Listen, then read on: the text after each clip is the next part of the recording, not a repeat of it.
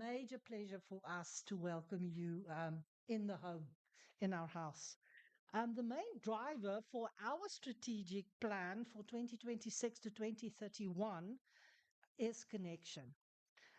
So, our dream for 2031 is to be an active knowledge and cultural center that creates a safe third space where diverse people with an interest and a passion for South Africa could feel at home. And that's why we are honored to partner with Dutch Culture for this event today. Um, we look forward to be inspired by your contributions to connect South African and Dutch artists in our quest to explore artistic interventions in the continuous and dynamic transformation of our collections. I present Minke van Schaik, who was what would I call you, the original energy behind this session. Minka, we're really pleased to work with you. Thank you for all your hard work as well. And you are welcome to do the next part. Of course. So thanks, Suzanne, for the wonderful collaboration. And thanks, everyone, for coming today. My name is Minke van Schaik. I work at Dutch Culture. And Dutch Culture, as many might know, is the network organization for international cultural collaboration. At Dutch Culture, actually, my role is advisor for South Africa and Egypt. So part of my job is to inform people on cultural collaboration with these two countries specifically, but also to advise, to brainstorm together with artists and to think of possibilities for them to internationalize their practice. As such, we really enjoy organizing network events, much like this one. Yeah, and actually, as part of my role, I've over these past years got to know many artists who work with South Africa and also cultural organizations. And what I found really interesting in this, in these collaborations is mainly the role of artists in what just in what we came to call unlearning for knowledge institutions. And I think knowledge institutions, we really, when I, yeah, it's a collaboration. So what we mean by knowledge institutions is really museums, first and foremost, but also any type of other archive, any type of for example, botanical garden. It's all kind of embedded as a structure of knowledge. And I find it really interesting to see these different projects in which artists help these knowledge institutions to unlearn their practice and to make space for other voices within that.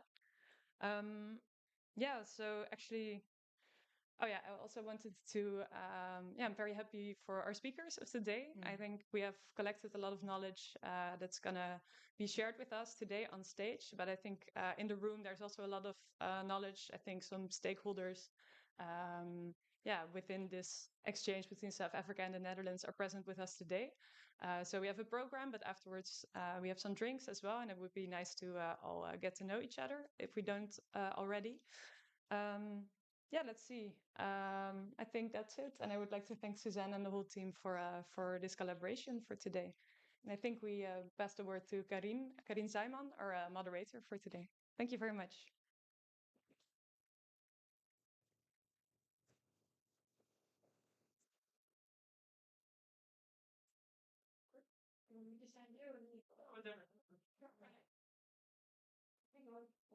Hi, everybody. Can you hear me? It's all good. Welcome. Also, thank you to Minke for the invitation to be here with you all today. And in this weather, in a nice air-conditioned room. Yeah, I think I'm gonna go by. So, very happy that we can all take this time together to learn from the presenters. The title of the event is Unlearning Knowledge Institutions, Archives, Libraries and Sites in South Africa, the Netherlands and beyond. I am Carine Zaayman. I'm a South African who's been living in the Netherlands for a short while. But also I work at the Research Centre for Material Culture as a researcher and a coordinator. where my interest is very much on that of these kinds of institutions that have maintained certain phantasms about Africa, phantasms about South Africa, and also about European superiority. And so part of my work has been also to engage critically with these, which I have done sometimes in conversation with some of the people you're here, which is why I'm very happy to be able to welcome them also again today. There will be questions, there has to be questions, but please save them until the end. And please phrase them in the form of a question. So if you start by saying, I have not so much a question but a comment, we're not going to let you speak. So, so one of the things I think that why our attentions are, today is focused on the idea of archives and various historical collections, including those of museums and libraries and in a cultural institution such as this, is because these kinds of institutions have played an instrumental part in knowledge production during times of colonialism and beyond. Today, this relationship between these institutions and the colonial has been troubled, has been criticized, and yet a lot of these institutions remain the frontier of our access to a certain past. And I think it is this limited way in which these institutions function as an access point that they become really troublesome, that their coloniality and the shaping and the epistemologies that they instantiated really start being troublesome to us. And so we're looking constantly for ways in which to unlearn, to break out, to reframe, to rethink, and to think about ways in which we might access the past that is not so limited by the colonialities and the limitations that we acknowledge various institutions of knowledge actually pose. One of the ways in which that has happened over the past decade, I think, has been a very intense form, but even prior to that, for a long period, is through the work of artists. It's through creative work. And I think one of the reasons for that is because the role of the imagination and the creative and the sense of not being bound by only what was inherited, but also a sense of futurity, is very instrumental in the work that artists and creative people do. And today we will hear four of these contributions. At the end of this, we will invite everybody onto the stage for conversations and further questions. And again, I invite you to think about your question as the presentations proceed. So some of the reflection then on understanding the power structures and of knowledge institutions is this idea of what do we do with what we've inherited. And I think the Zuid-Afrikahuis is a good example of that.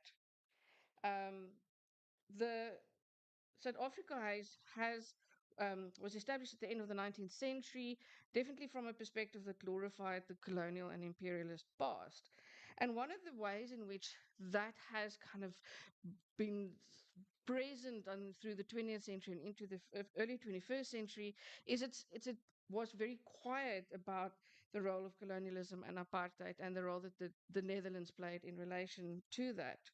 In fact, one of the words that often came up in this sense is that of stamverwantheid. And those of us South Africans that have spent any amount of time in the Netherlands, there are those moments when we encounter Dutch people think like, oh, but isn't there, isn't Afrikaans a bit like Dutch? Or, hey, here's a little bit of something like, we're a little bit alike, or you should be able to understand. And then I think that our instinctive response to this is, well, yes, obviously, because of it's not a benign shared history, but it is also something that is, that is marked by a particular kind of violence. The South Africa has in the period of that I have been in the Netherlands and my presence here struggled very hard against some of this inheritance.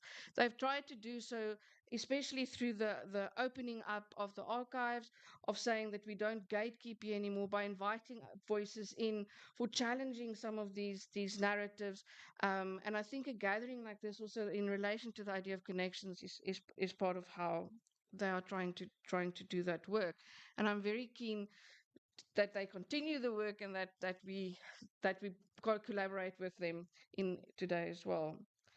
Alongside the South Africa Huis, co-organizes Dutch Culture, who has to be or has to execute the Netherlands' international cultural policy. And the idea of having to work with the cultural policy in this time with increased isolationism, much more difficult to travel for people if you don't have one of a powerful visa like a Dutch visa, and all kinds of ways in which people are trying to be kept out of spaces rather than building connections, must be quite a hard inheritance also for an institution like Dutch Culture. So we welcome you here with some of these difficult histories brought into the space. Um, and we want to give the artists a stage to tell us about how they have gone about making us unlearn, helping us unlearn, providing us with pathways for our imaginations also of unlearning some of these inherited structures in these institutions. The program today will have a range of presentations, performances, and interventions. We do hope you enjoy it and you will have room for the exchange as well. As I indicated, there will be questions at the end after the presentation, and you're also welcome to join us for drinks. But to our first presenters, I would like to welcome Sites of Memory. Sites of Memory is a collaboration that develops artistic projects around our shared cultural heritage, the hidden and underrepresented stories of the Netherlands and the former colonies. Sites of Memory was founded by Jennifer Tosh, who's a cultural historian and the founder of the Black Heritage Tour, and Katie Streek, theatre maker and programmer. Since 2016, they've created site-specific performances about the hidden stories from slavery and colonial history. They collaborate with a team of multidisciplinary artists and partners with both locally and internationally. And in all of these, and I've seen a fair few of your presentations, and what's always so moving is the importance of being the embodied and working collaboratively. So please help me welcome Sites of Memory to the stage. Is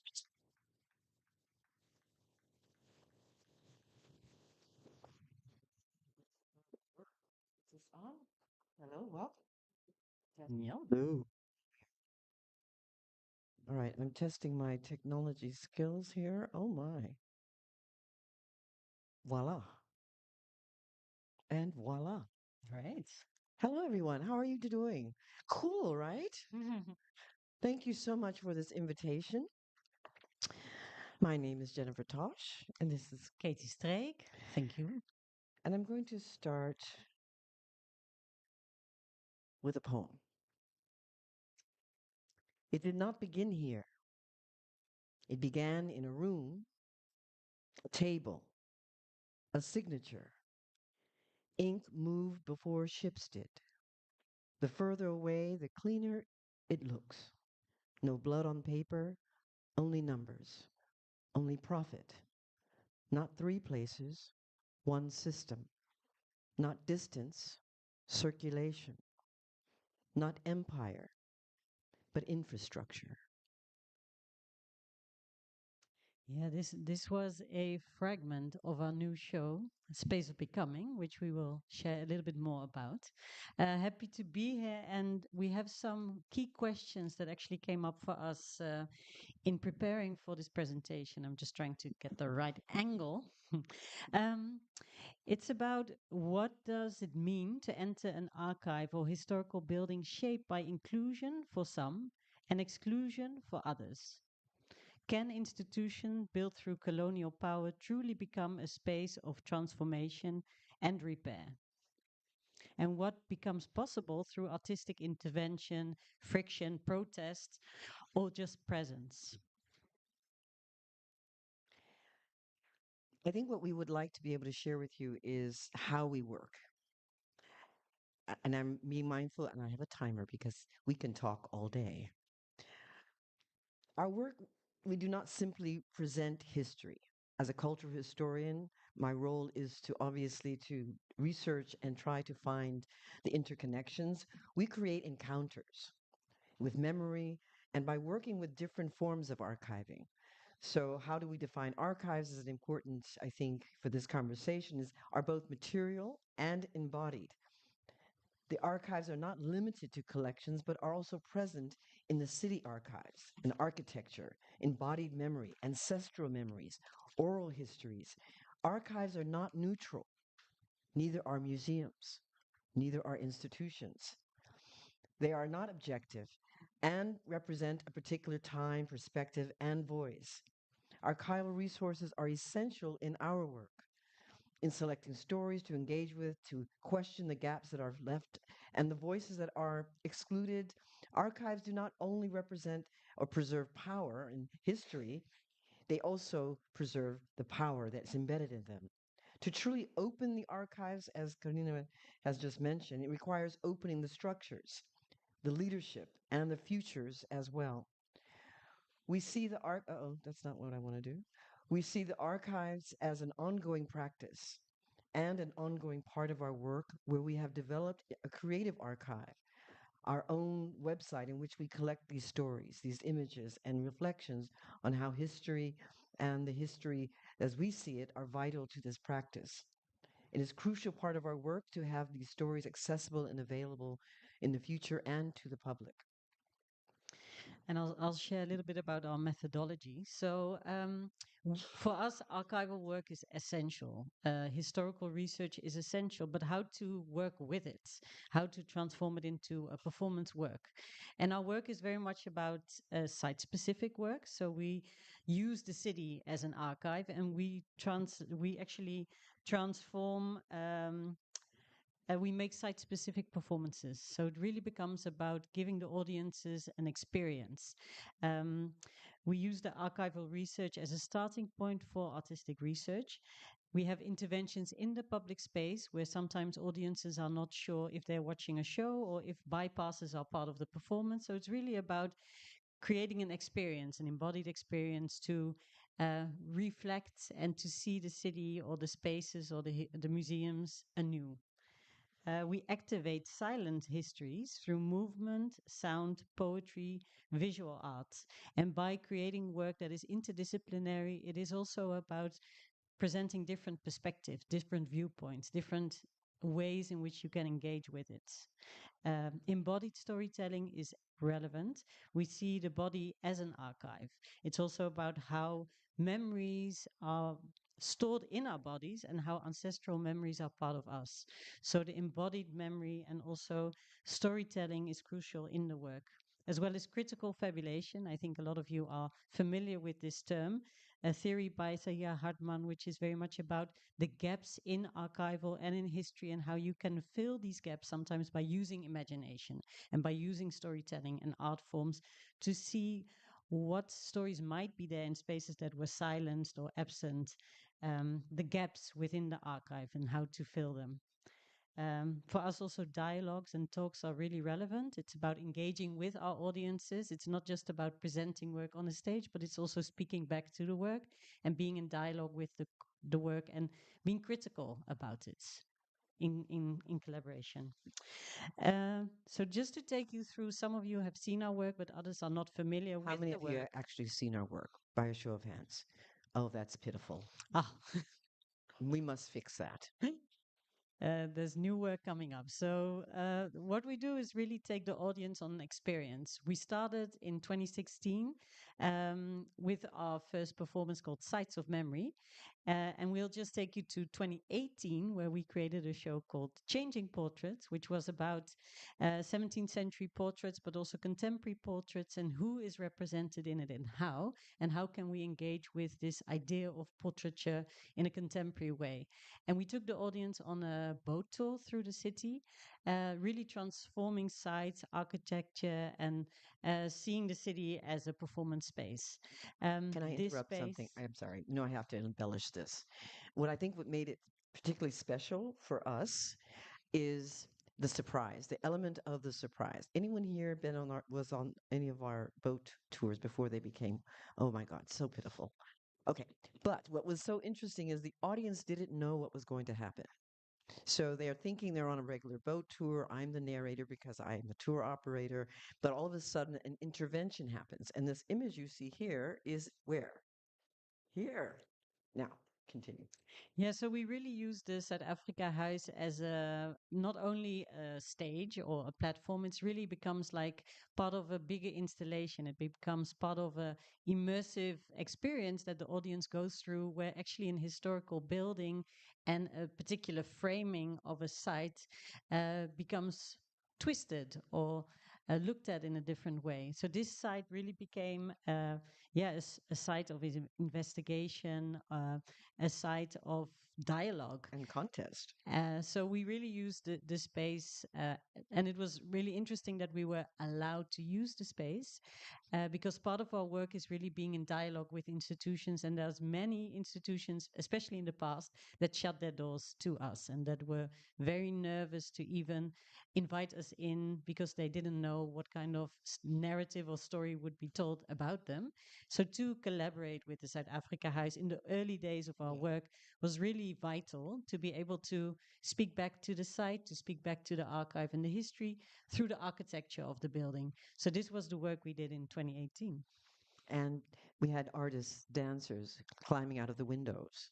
So as the boat tour is passing, the group is passing on a boat, all of a sudden they see this activation of this building where artists are performing literally from the building itself. So imagine how that must have been for guests and for the South Africa House. So, what's relevant, I think, also for international collaboration, and as we started to evolve as an organization, we wanted to expand our work not just in Amsterdam or in the Netherlands, but to collaborate internationally. So, how do we position ourselves between 2020 and 2021?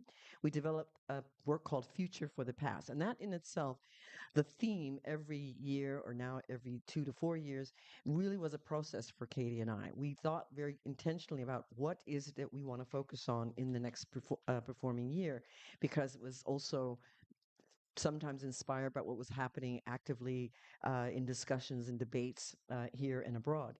So the Future for the Past was a site-specific, again, performance connecting Amsterdam and Cape Town through their intertwined colonial histories. And artists from South Africa and the Netherlands really translated these shared histories into music, again, through performance, activating specific locations. And now this 2020, of course, obviously was the pandemic year. So we had to really to change and adapt our methodology because we couldn't go and travel. The idea was to create an exchange where artists would come from South Africa and would come here and we would do this, but that wasn't possible. So it became also a virtual experience where we did part of it here and part of it in South Africa, and the performance happened in both places. And we moved audience through these spaces from the Slave Lodge in the Cape Town, the Company's Garden, colonial sites also in Amsterdam, the Hortus Botanical Garden, and asking how the past continued to shape the contemporary systems of power, memory, and belonging. And here is, now let's see if this works. I'm going to go here, right? Uh-oh. Oh, I can click on the video. And now I have to do this. No? Oh, where is that? Okay. It's there, but not here.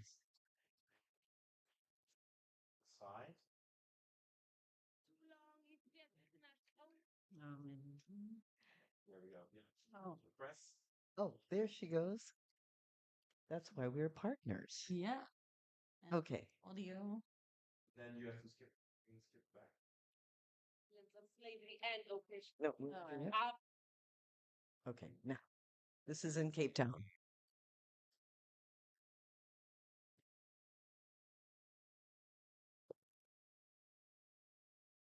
For too long, history has written us only as victims and survivors of unspeakable pain.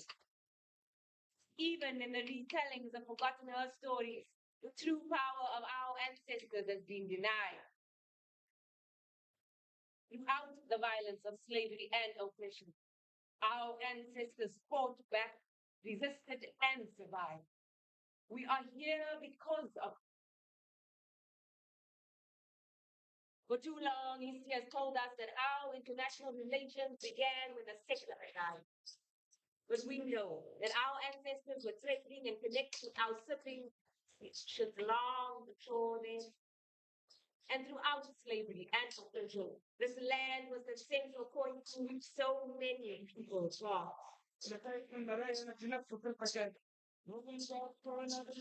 We call on our collective ancestors to walk this journey with us. We ask the winds to clear our minds so we may speak truth. We ask the fire to burn in our hearts so we may speak courage. We ask the water to cleanse our wounds so we may sing truth. We ask the earth to hold us so we may remember all of who we are. And we have to stop it. Okay, and go forward. Okay. And then go back. Oh, the three fingers. Then go back.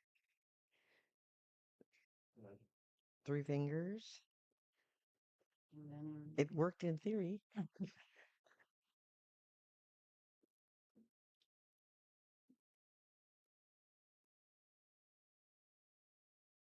There we go. All right.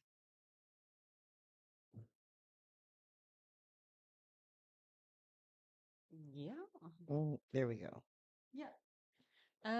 Yeah, I think today it's very much about international collaborations. It's about the bridge between South Africa and the Netherlands. But for us, we took also the collaboration a step further. This year, we are working on a project called Space of Becoming, where we collaborate with artists and partners in South Africa, jazz art, but also with partners in Sri Lanka, Natanda. And for us, this transnational project is something very new. It's really about this triangle collaboration that didn't just become a triangle, it became something much bigger. When working with 3 countries about the colonial shared or connected past, we really find out that we look differently at the historical and archival information before us. We have to look at different resources, at different stories, and see where the connections are. And it's really about interwoven histories. It becomes, this whole network becomes much more visible through our process and also through the lens of the artists that come from South Africa and from Sri Lanka. So last month, we had the privilege of inviting Luc de Kok, the choreographer from South Africa, and Kapila Pilawana from Sri Lanka, who came here for 1 month to already research this new project. And it really unearths this whole space of unlearning and knowledge that we find ourselves already working for 10 years in this field, that we don't know that much. And that actually international collaborations is really about being in dialogue with each other, having a mirror of your own world of what you think you know. Um, so this project is really about the connected history between the 3 countries and shows how interwoven and connected they actually are in a world, especially in the Netherlands, where histories are kept separate. So how can we really find the space? For us, it is really about um, how we look at what happened in the past, and how are the histories interconnected globally. What forms of solidarity and repair are possible between our countries, and what will we become? So it's really about looking much deeper into these connections and the global system that link people, labor, law, trade, displacement, and memory across oceans and continents. And also for our creative team, it is very much about their own personal connection to the histories that are present in today's life. The system of a city, of civil wars, of conflicts that are still happening today that have their roots in the colonial system. And by collaborating with each other, we really unearth these kind of connected histories. And this is So the trailer of our let's new try show. it again. Okay, and then you're going to do. Oh, you have to go up.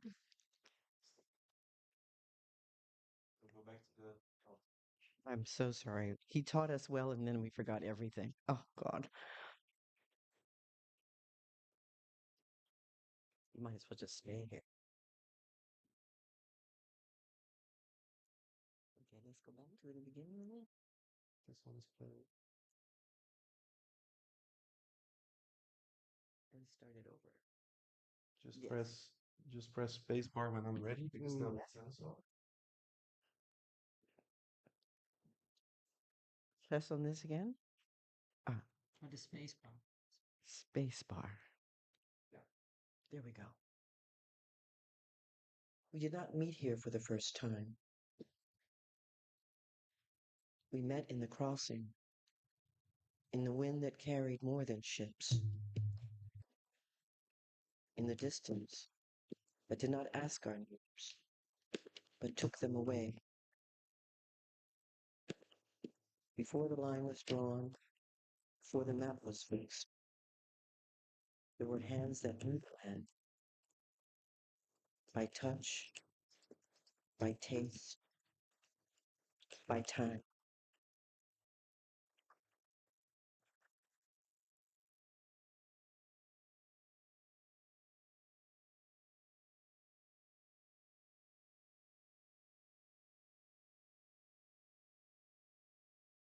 yes, and then you press.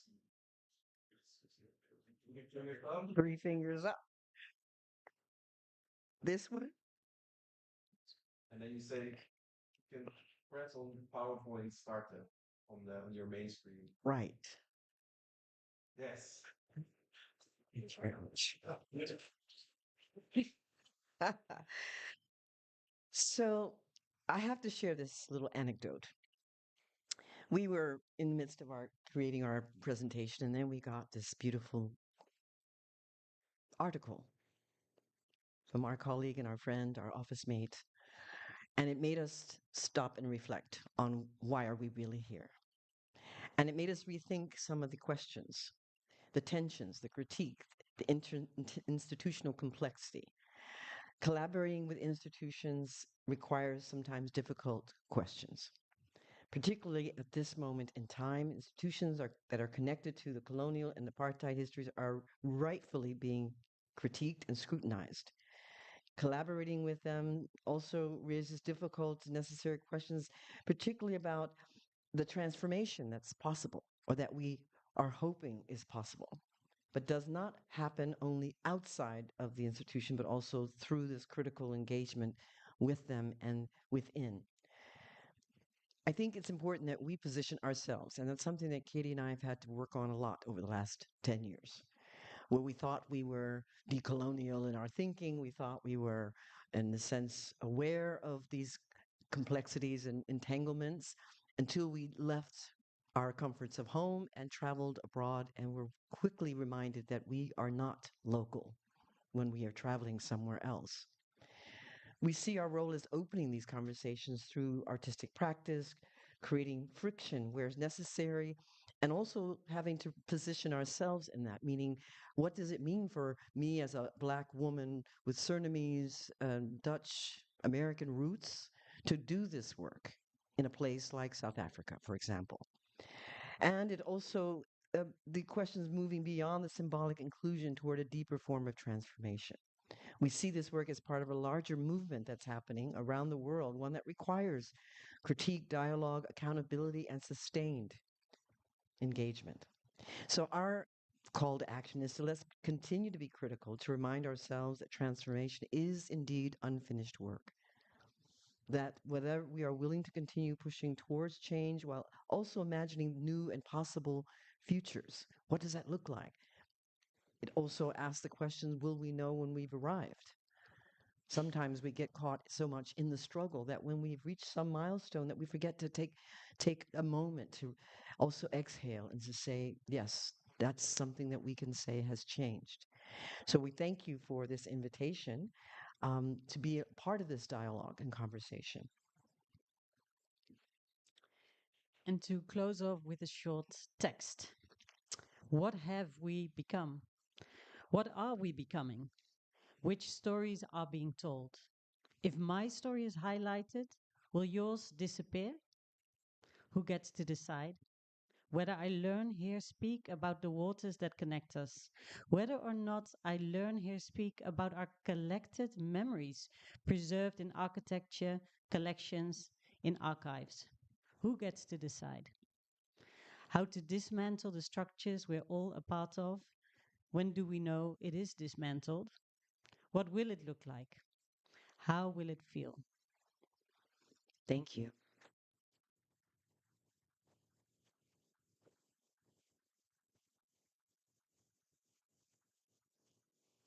Am I doing it right? I'm gonna let you come back and fix this.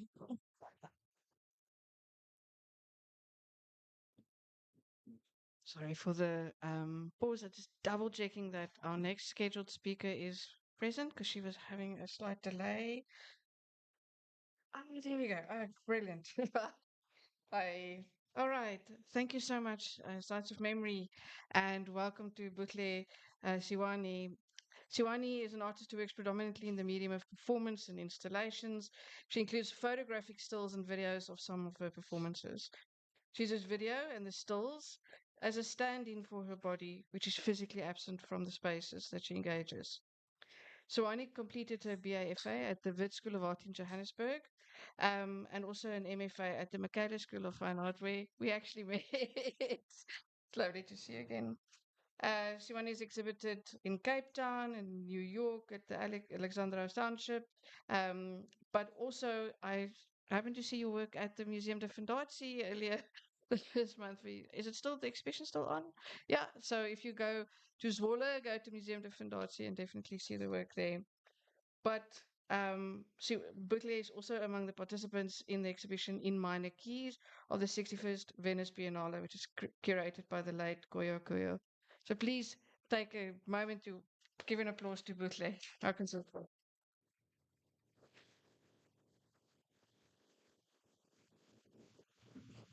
Um, okay. Okay, cool. It's so awkward for me. I don't even know how to begin. But thanks for the invite and thank you everybody for coming. Um, yeah. So I guess I will begin with where my work stems from. This is my website, and this is what I'm going to use to walk you through everything that I'm going to chat about. Um, so, like a typical artist, I really hate standing in front of people and talking about my work. I prefer questions, so I'm not going to be that long. Yeah. Um, so my work basically stems from my own spiritual journey, which started when I was in university doing my undergrad at University of Witwatersrand in Johannesburg. And so my work around my spiritual journey is uniquely South African. In other parts of the world, people refer to it as shamanism. It's similar, but it's not the same as the work is the healing work and the practice is intrinsically linked to culture and the tradition of an entire society, which is the society that I come from, how I grew up, and who my people are. So it's very specific to that. So I can't link it to something that is so other to me. It's very specific. So to explain my work, it's under the umbrella of spirituality, which is broader. It's a broader concern.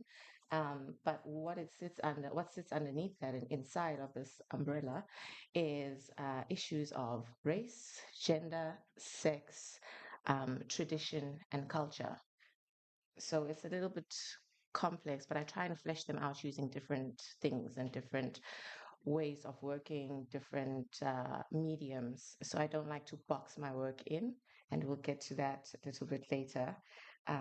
Yeah, so my work, I will begin with where I started. It began with a performance, which is not here. When I was at the University of Witwatersrand, which was we had been learning a lot about Western performers. So we were learning about Marina Abramovich, we were learning about Joseph Base, we were learning about all these other performers, but there wasn't something that was leaning into African work. And when we spoke about African work, it was very arts and craft. It was very, this is the sculpture that comes from whenever, from this period, from Benin. Then I started asking myself, why do we behave as if we don't have sculptors here? Why are we not speaking about Mapungubwe? Why are we not speaking about, why are we only speaking about Benin? Why are we only speak as if we do not have a plethora of different artists who exist. For instance, there's another artist, Kimang, who unearthed a painting by Gladys Mkungundlovu in was it Lang Guguletu? And that basically there are people who have been making work way before. It's just that we're not looking into it, and they don't become a part of the academic cycle that kind of just pushes out everybody who comes from the West, so to say. So I did a thing where I was going through my transition into my healing practice, my spiritual practice, as Isangoma, which is a diviner slash healer. Yeah. So I was in transition at this point, and somebody asked me a very important question, and they said, this was 20 years ago. They said, oh, is this a performance? And I was like, no, this is my life. So these two things had to come together and they had to meet. And I think because I was at art school, they thought, okay, so we're going to have some airy, fairy fun thing, and we're going to start looking at ourselves as Africans. And I was like, no. But then again, yes, why aren't we doing that?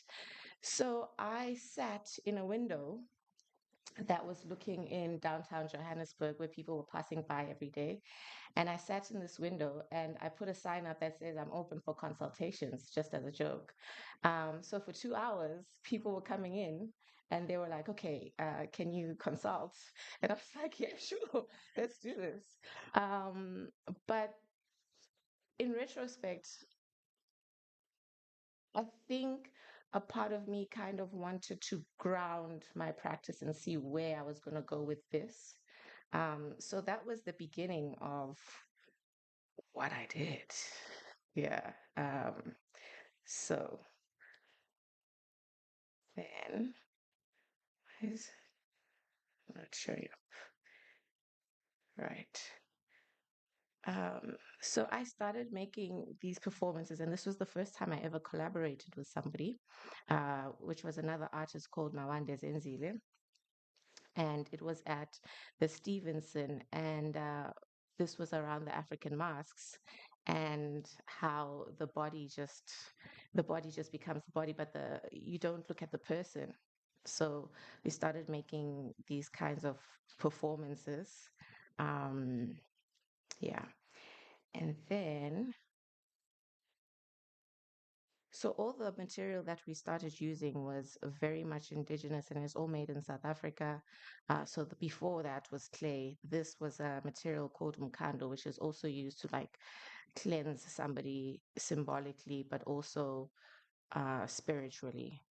Um, and this is that red substance and the blue substance as well. And everything that has been worn and everything that's been used is very much tied to this idea of spirituality and who needs to be cleansed and why. But who needs to be cleansed and why is also tied to race relations, socio-economic relations in South Africa, particularly when it comes to Black bodies, pertaining to Black bodies specifically. And I think the reason for that is very clear. But I can go into that a little bit later. Um, and then I started looking at ways in which people can practice mourning and how mourning is different for where I grew up and also what I now practice. So living in a liminal space as Isangoma. And then at this point, I went about making work around the Nongause. I don't know if anybody knows about Nongause and the cattle killing. Of course, you know about it, Carine, but the cattle killing in South Africa, which was it decimated about 2/3 of Amakhosa, which is where I'm from, which is the ethnic group. I don't like using the word um, tribe. It sounds very anthropological, which is, yeah, a bit shifty for me. So I made this work around that. And this is where I kind of hit a block because you only find so much information, and the information comes from a particular source. And the sources are generally white.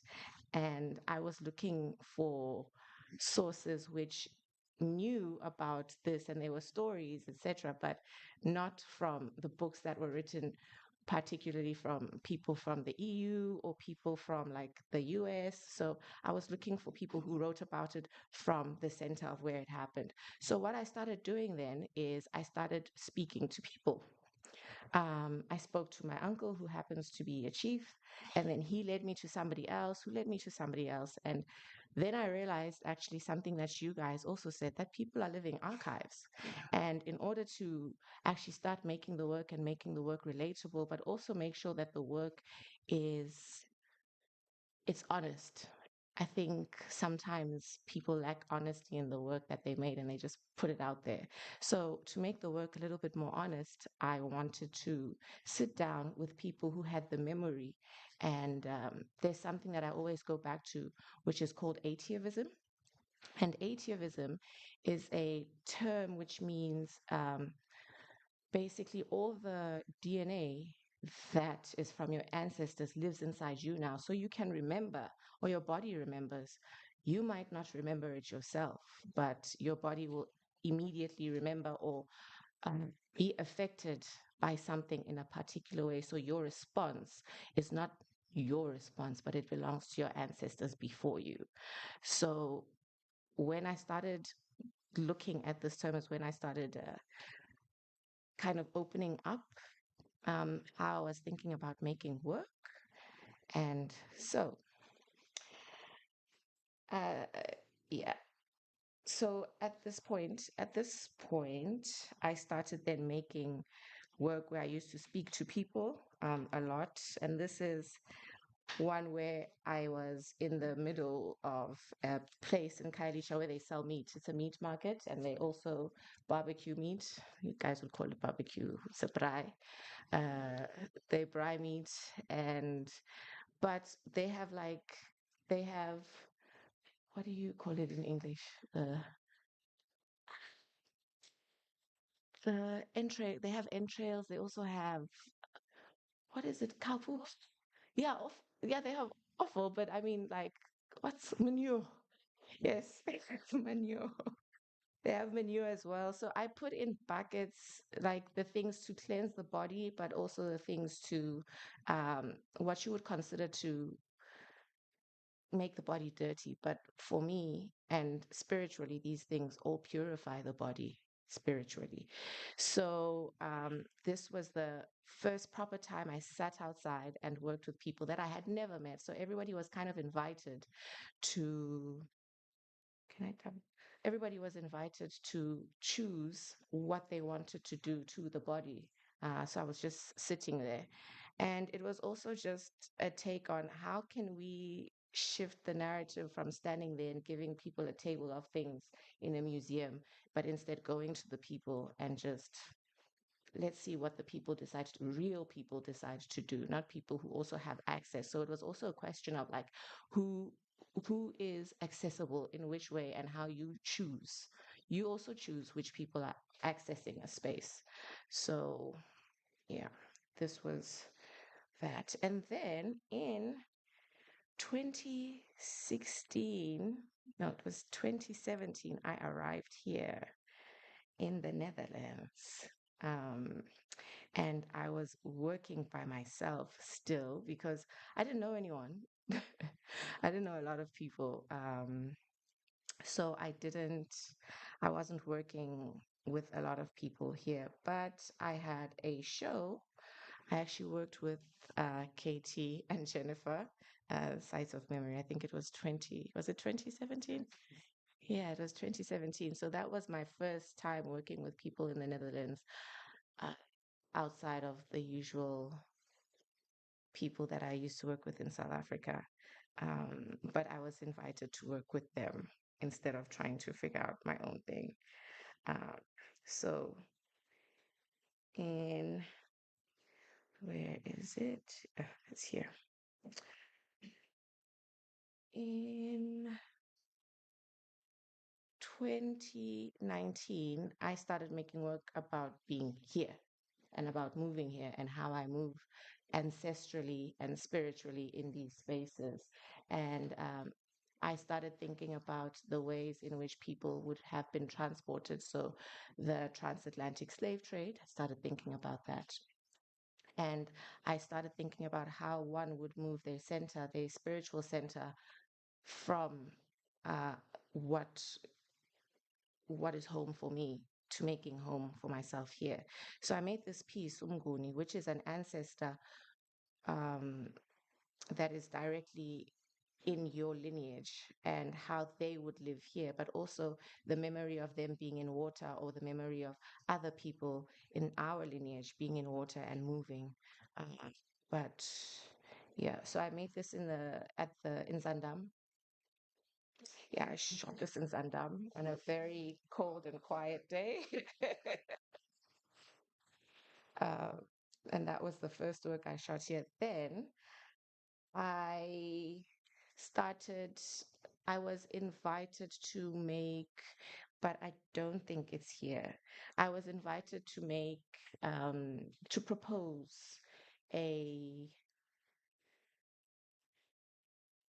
a monument for in Den Haag, Lange Voorhout, for the transatlantic to commemorate the transatlantic slave trade.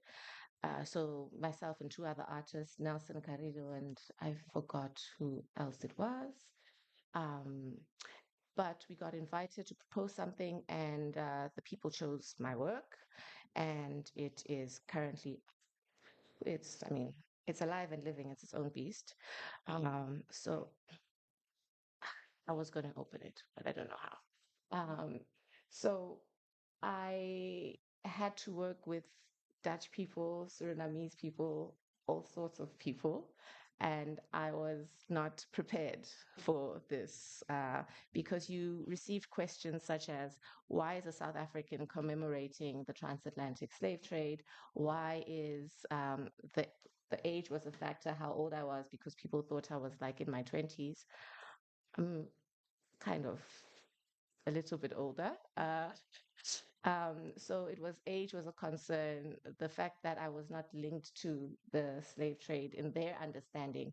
However, South Africa cannot be removed from the slave trade because it's actually very intrinsic to it as well. So there were people who understood that, and there were people who did not. So that was my also another way of working with people here, but also not only white people from the Netherlands. It was also people from Suriname, Curaçao, and then you also understood the divisiveness between people and between the cultures as well. And it was a whole interesting way of trying to navigate working and collaborating with people, but here specifically. But during that time, I started also working on another piece at Rosenstraat. I don't know if anybody knows. Yes, Jennifer. A rose is a rose is a rose in Rosenstraat, which is in the Jordan. And I started working on this piece, and it was the first time I actually stepped into an archive here in the Netherlands. Generally, I wouldn't have stepped into an archive at all here. I don't know, they seem very intimidating at some point. But I stepped into well, one of those, it's a huge building. You just walk in, you have to, and yeah, that just was not for me. I was like I'm a reluctant academic sometimes. Um, so it was really interesting to walk into an archive and how things are preserved, how they're pristine, how, things are laminated. So it's also just the materiality of walking into this place and how you preserve something which you just don't want to talk about either. And it's like kind of hidden. And so I always I call myself a visual archaeologist, someone who tries to excavate things visually. So when I started making this work in Rosenstraat, which is not here either, um, when I started making this work in Rosenstraat, I thought to myself, what am I excavating? What are the reasons I'm doing it? And this is also has to do with my method of working. So I'm trying to take you through that as well. What are the reasons that I'm doing it? And how do I make it? And where do I begin? So instead of looking only at people as living archives, now we've got an actual archive, we've got the papers, we've got the pictures, but that's also not enough. So you've got to start linking things together for yourself and making up the stories. And I think that's also part of our work as artists to create the story or try to piece together what you can, but also sometimes make something really ugly beautiful so that you can sit there and watch and the point can be made, because not everybody wants to sit in something that makes them like sorrowful throughout. Yeah. So um but at the end of the day you leave and you engage and you understand what the work is about. So for me that's really, really important. So with Rosenstraat, it was also the first time where I collaborated with 7 dancers. I collaborated with 7 dancers from the Netherlands. They all went to school here. I had never ever done that here at all. But it also took going to the archive, speaking to some people from here as well, and having really the conversations, which were really, really difficult to have, not only in the area, but also about how we work with each other and how we're gentle with each other, because the subject matter is tough and it's tough to navigate.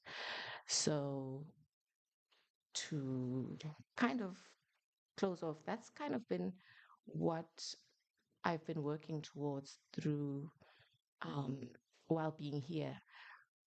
How my work is seen and how it's felt by other people, I try not to make it, I try not to think about that, because if I do, then it will change the purpose of why I make work. Um, so once I make work and I finish it, it no longer belongs to me. It belongs to everybody else who sees it. So I have to let it go. And that's kind of been my ethos while making work. Uh, and then to end this off, the last piece I made recently, which was a new piece, was at the Stedelijk for the Prix de Rome. And it was a big textile piece, a flag and a video piece. And it was about Jan van Riebeeck. And I really, really wanted to interview some South Africans who live here and who have lived here for more than 5 years. So everybody had to have lived in the Netherlands for more than 5 years. Some people had actually, there was a woman who had lived here for 34 years, and her children knew that they were South African, but they were very, very entrenched in the Dutch educational system. So the first question I had asked everybody was, "What do you know about Jan van Riebeeck?" Because our history begins in 1650, 1650.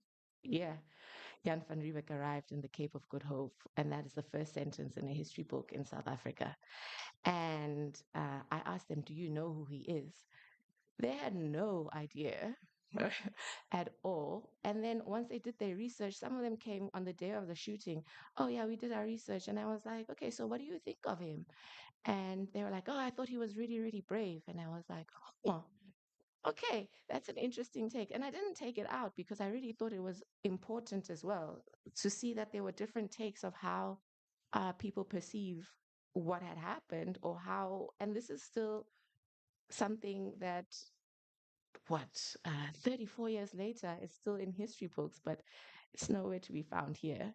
So if you ask just a regular, if I ask my neighbor who's Dutch, "Hey, do you know who Jan van Riebeeck is?" He's going to say no, because they're nowhere in their history books. So I made this piece, and I looked at the South African flag, and it's blue at the bottom and it's red at the top, and it's got this middle part which is white. And I was like, we've still got the Dutch flag in the South African flag. So it hasn't gotten, no one's gotten rid of this. We haven't really thought this through. It hasn't shifted, it hasn't changed. We've just kind of added a few things. We've added the Pan African colors. This is it.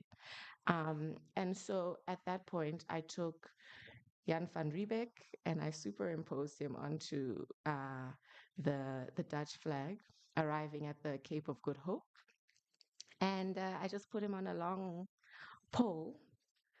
And I had the videos of the people talking about Jan van Riebeck arriving at reciting the history book, the page, that he came to barter. They didn't talk about slave trade. They didn't talk about any of that. So um, I had also wanted to see how the audience was going to react with this work. And that for me is also collaborative in a way, because then you're sitting down and they have to engage. Everybody who sees something has to engage with this thing that they're seeing, right? And you're forming an opinion. So that was the last work that I made, a new work that I made. And I really have to think about how I wanted the work to be perceived. But then I put aside again my feelings about it. And I thought, it's already here. And this is the perfect place to put it because so many people are going to see it. And this is how I generally work. And yeah, okay.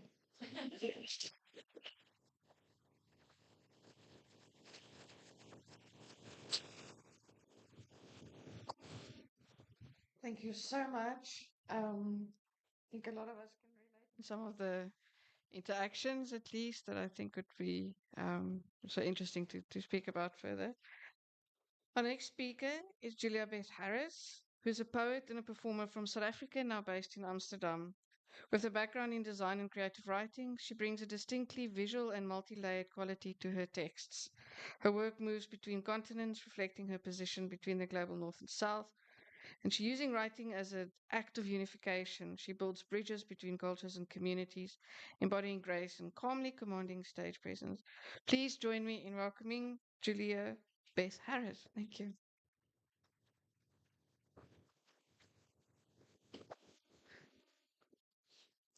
Another photo. Yes, thanks. How are we doing? Good. Yeah, thank you for being here on this 30-degree day in the Netherlands. And thank you for having me once again, Dutch Culture and Zuid-Afrika Huis. It's, yeah, always resonant to be able to speak my story here. I do poetry and writing and performance, and but today I'm just going to talk about my experiences. No poetry today, no custom arranged words for this, just some notes and a little bit of tracking on how it's been since I arrived in the Netherlands in 2011, and my experiences as, yeah, an organic being and an artist in very linear institutions. Um, so there's yeah, two parts to my experience here, like I've just alluded to, and one is really from my roots in South Africa. It's all inspired by yeah, sort of a childhood, a trauma, a rupture, um, and also kind of an ignorance of the Netherlands' role in my very own identity. I think you were also talking about the disparity in knowledge between South Africans and the Netherlands with regards to our history. I didn't really grow up with it top of mind, but nevertheless, I ended up in the Netherlands and doing my practice here and coming of age here. And yeah, 15 years later, I operate as a creative in this society. And when you try to do anything in this society, it is deeply institutional. And yeah, this place is really the origin of organization, really, which gives birth to the institutions. And yeah, I've always found myself from when I started to study here. Um, Linemo would know. I really studied art here as well, and when my experience there was really, um, yeah, this tension between being gut led and not fitting into a system. So yeah, the tension of those two really still informs the way I move through the world here. When I first applied my mind to sort of prepare for this, the first thing that came out of my pen in making notes was the following: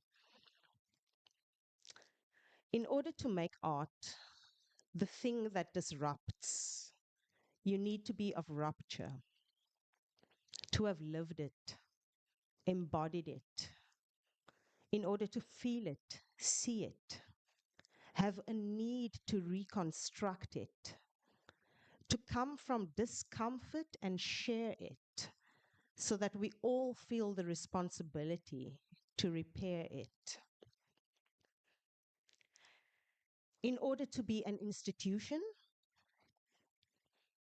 that comes from organization, one must question how we can reconcile a system founded on extraction to the wisdom of reciprocity. And I think that's really the core of what I want to say here today, is map the journey from extraction to reciprocity, the relationship between institution and artist, and how institutions that are long-standing and really formed from colonial roots, how in 2026 those it still has that functionality, even in trying to make change, to reflect, to gather and talk about things in the way that we are doing that today. Um, there is still a functionality within the institution that was founded on extraction. And what I want us to focus on today, or what I want to talk about today, is how to move towards making it a reciprocal experience also between artist and institution, for us to really feel that reciprocity and not just be, which in my own experience in the past 10 years or so, is of exhaustion in trying to have a authentic truth-telling function as an artist, and at the same time risking your livelihood to be able to do that. Um, so yeah, in thinking about that, I think uh, the difference between what it means to reflect and what it means to take a risk is something that really came to the fore. Like this, for example, the act of organizing an event like this, gathering people, programming, organizing funding, that the administrative task of organizing something like this, in order for us to reflect, to have another conversation about it, what came to mind is how different that is from the experience of the artist to and what you actually risk in showing up at an institution like this with, for example, your art, your work, your traditions, your customs, your lived experience, your grief, your memory, and embodying that on a stage, and having the institution, the audience, have that proximity to that raw, live, quivering nerve. That quivering nerve, that proximity to the embodiment, is what keeps the institutions, that is the culture, and it is what keeps the institutions also relevant. It is its lifeblood, our experiences, and our the various ways in which we tell it. Um, so I've been, yeah, just in thinking about what is risked and who is expected historically to take the risk, and who witnesses that from safety. That is a dynamic which I think shows the extraction, and doesn't really feel reciprocal to the person who is actually performing. A question that I came up with then is, what does it look like to truly unlearn colonial structures when it's still largely beneficial to a certain group to perpetuate those structures? Because colonialism, of course, is also based on, primarily fundamentally based on exclusion. And I think it's important to examine who is included and who is excluded, and who is energized and supported by the existence of institutions like this, and who is exhausted, underpaid, and overextended when you actually are providing the fertilizer for the soil that continues this ecosystem.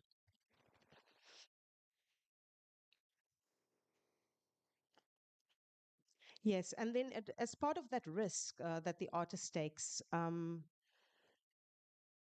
often in being asked to show up at events, not only me, other artists, people who create, um, you're often asked to mine your spirit for gems, to talk about inequality, to talk about uh, I think what I want to say is that it becomes autobiographical what your offering is, and versus what it is for the institution, which is this symbolic offering of not really change, but a reflection and a conversation. And I think what it needs to become is, or what it could become, is more of an exchange, and an equal exchange.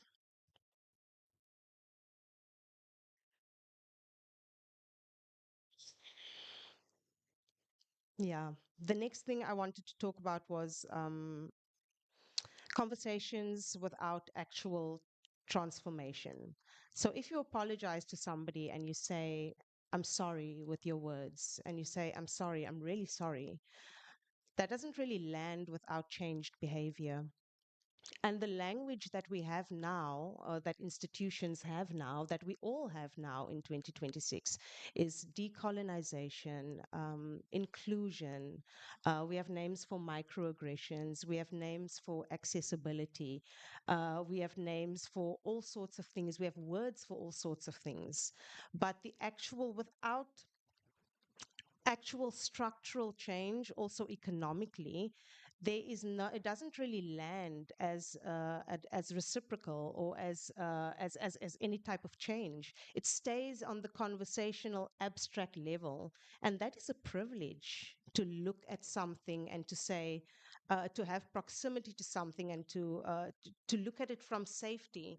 That's a privilege, but without any systemic change, economic change, re-looking at budgets, redistributing not only who gets visibility, but also wealth, and budgets, and how much we pay people, who is perceived to be worthy of payment, and how much. Um, I think those things, in my experience, are still lacking in terms of the discussions. Just to think about the perception of who gets paid, just to see intellectual labor as labor, to see emotional labor as labor that should also come at a premium. As an artist, you are often invited to embody discomfort on behalf of an institution, and then you get to leave, with an unchanged access to a comfortable life for something that you actually risked. There's a lot of risk for the artist, in my experience. Um, yeah. and also emotional labor. One, maybe it's time for an anecdote. The last performance I did here at the Zuid-Afrika Huis was a reading of my work, Where the Clouds Gather. And it is a poetry anthology about the colonial history between South Africa and the Netherlands. It imagines the moment of 1652 when Mr. van der Lubbe came with the fleet of ships and yeah, encountered the indigenous for the first time. It time travels and it hops into each body that was present in order to speak their perspective in poetry. When I was speaking on behalf of the indigenous, the person I chose was Harry die Strandloper or Auchomato. When I was speaking in Afrikaans, the poem Wat is jou naam? In this very room, on this very spot, to an audience. Um, in this space also, in this colonial house, something happened to my body. Physiologically, I had a reaction. And in that moment, after the poem, I had to take a little bit of a breather because something felt literally heavy inside me. Like one of the lines in the poem is that gravity keeps pulling me. And I literally felt that. And I brought it into the space and also spoke to the audience and said, "Oh, I feel heaviness. Do you guys feel that too? Can we take a breath together?"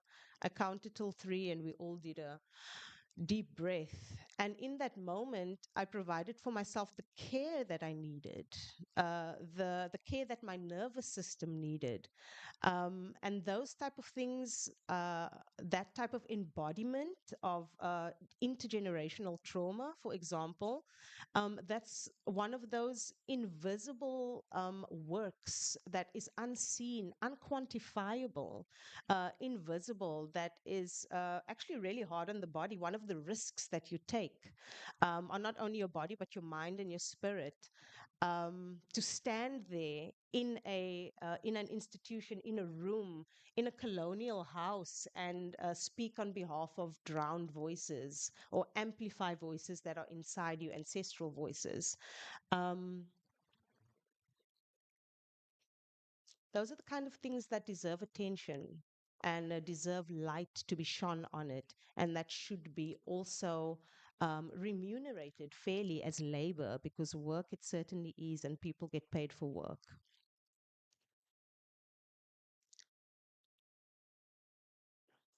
Oh, I'm hopping along here.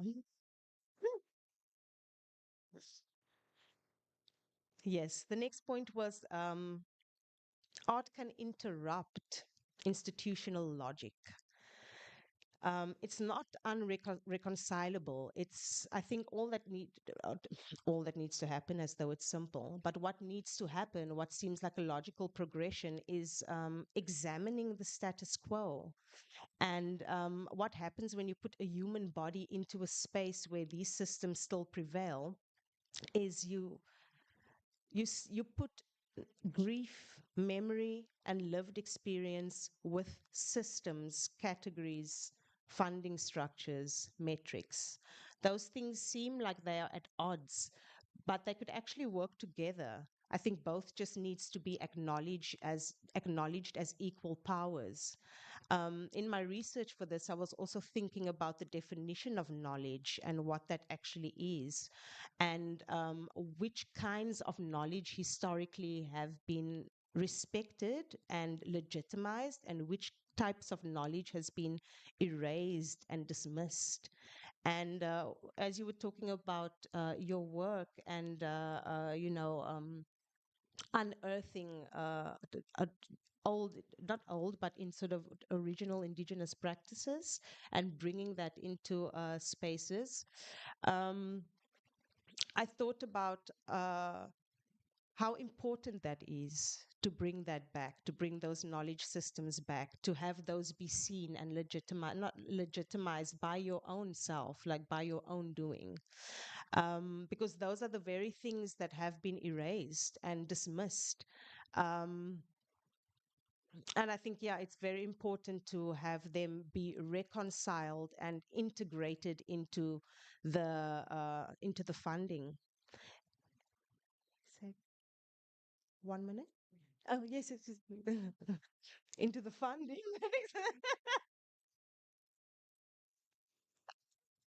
So yes, the lived experience can be, and the human body within these spaces can be destabilizing, but there is also an opportunity for it to be integrated with each other. Um, exactly.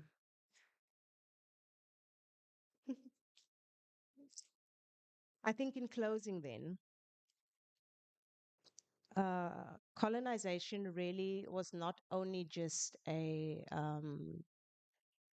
domination of territory; it was also a domination of knowledge systems and what makes it into the history books, what is findable, what is accessible. And as somebody who writes from a spiritual place inside of me, somebody who walks around this constructed, built environment as a brown body, as a female body, um, I think that's what pushed me into poetry, is because I cannot, in my experience, the systems that exist has not been really designed with my thriving in mind, or as really being mindful of what it takes or what somebody like me would need.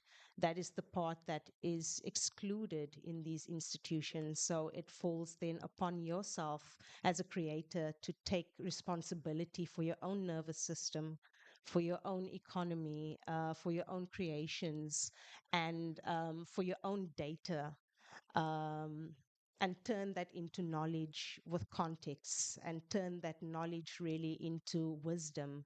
And I think the wisdom part is the thing that is dismissed, and is the thing that can stand to be integrated into in institutions, and is the fertile soil where artists and institutions can repair the extractive roots, which we all share.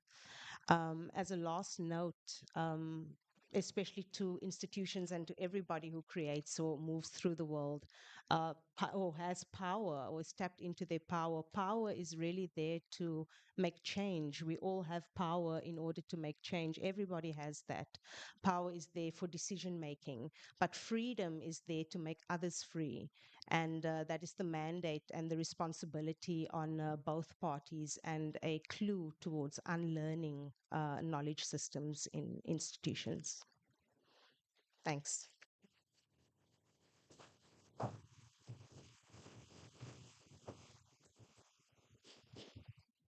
Thank you so much, Julia, for that. Our last speakers will be Dwaalstêr and Jonathan Tang. Dwaalstêr is a publishing and design company founded by Brent Dahl and Hanno van Zyl, and it is focused on producing artists' editions. Their practice is research and process driven, often unfolding through close collaboration with artists, writers, and designers.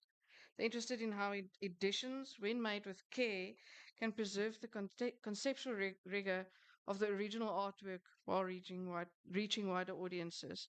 At the heart of their mission is a commitment to preserving and amplifying new, alternative, and marginal forms of knowledge, particularly those that fall outside dominant cultural narratives. Will you please help me welcome Dwaalstêr and Jonathan to the stage? Thank you.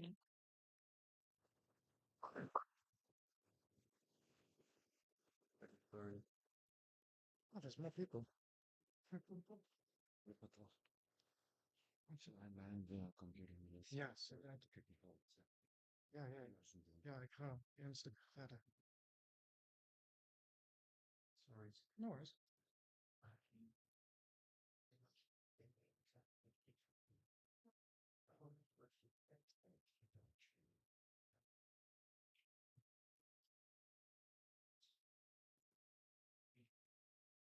It was down on it though. Yeah, it was working earlier. Yeah.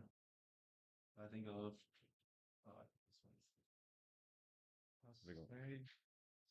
Yeah, that looks great. Yeah. Okay. I think it's. Yeah, I see. Yeah, no, we can. So we can do. Oh, I'm on the mic. Um, Hi, thank you for having us over today. It's really nice to be here. We're really happy to be invited. As we were just received our lovely introduction. We're Dwaalstêr Editions, and Jonathan over there is speaking with us today. He's one of our collaborating artists at the moment. I'm Hanu. This is Brent. We founded our little publishing company about 2 years ago. We released our first publication last year. Gaan hy nou nie mooi? Okay, so that's us. In case you didn't see us. Um, as we were just introduced here, we're a publishing initiative and we work with artists very closely to create artist books. That's sort of the basis of our practice. We both come from a design background. And, working within commercial spaces, found this to be a way for us to find a platform for our own artistic expression. But as such, we are designers, we are facilitators in that way where, we act as collaborators with other parties to give form to the work that we do. Jonathan is working with us on our current project or one of our current projects. He's a Cantonese Dutch visual artist. His work is based on an architecture background and has a lot to do with interrogating the archive by looking at topics such as the disciplined landscape, cultural control, and institutional violence, I think, which is very much part of our topics today. Our first project, which is kind of sort of a case study of how we work, and the first book that we released is called Protean Roots. I will tell you a little bit about that, and then Brent and Jonathan will tell you a little bit more about our current ongoing project, the Culemborg Market Square. So this project started at the Hortus, which we've already, through the other speakers today, have sort of located as one of these institutions of knowledge. And it kind of functions in quite an interesting way, where if you conceive of the botanical garden also as a sort of a living natural museum, we found the Cape Floral exhibition there with the Protea flower. And we were really struck at that moment by this lonely flower there out of context here in the Netherlands in this sort of glass box. And both of us being from South Africa, me at the time having had just immigrated here, felt some kind of resonance with this image that we saw there in front of ourselves. Sort of feeling slightly out of place and lonely within this institutional sort of world that we now found ourselves in. And we decided to make a book about the Protea.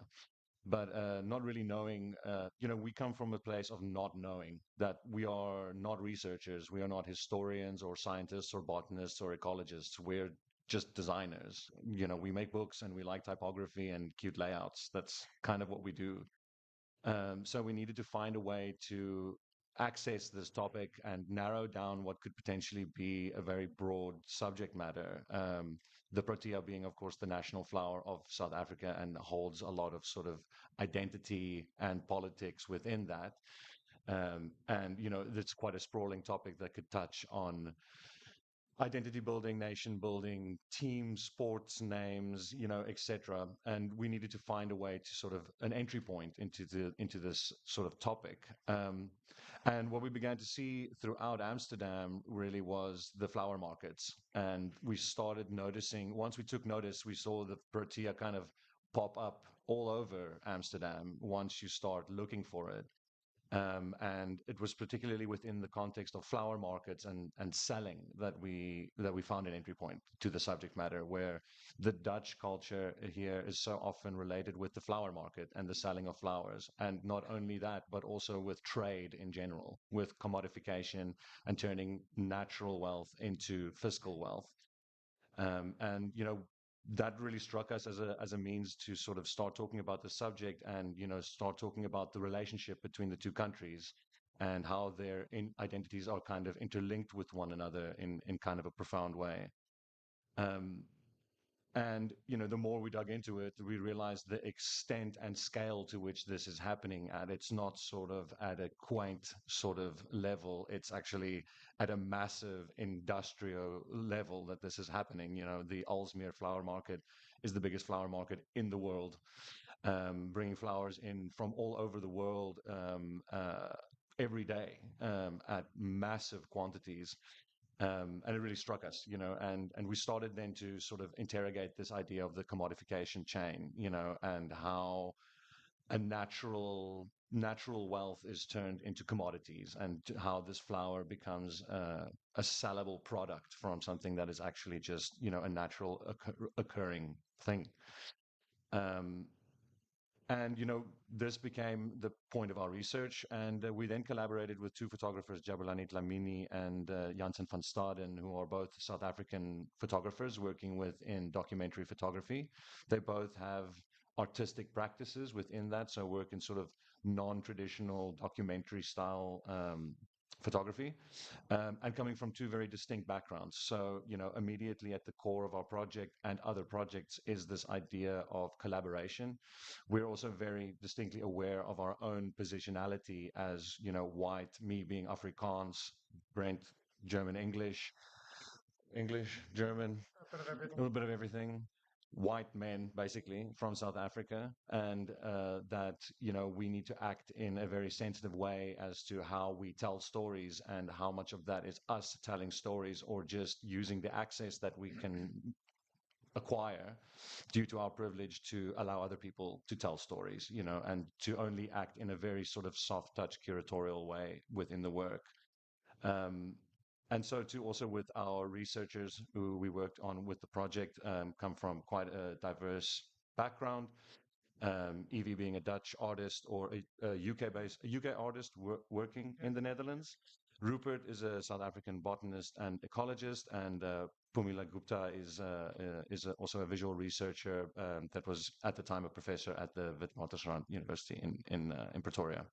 So trying to sort of have divergent voices, divergent perspectives, and not only from their own cultural identity, but also within disciplines of inquiry, sort of like not only sticking to a specific way of looking at the subject, but really looking at it sort of intermingling these different ways of sort of acquiring knowledge about the subject matter. Um, so, with our researchers and our photographers, little team that we assembled here, which also we didn't even come up with on our own. We worked with John Fleetwood quite closely to help us sort of allocate the correct collaborators for the project, and really letting other people guide us as to who would be good collaborators here with a project like this.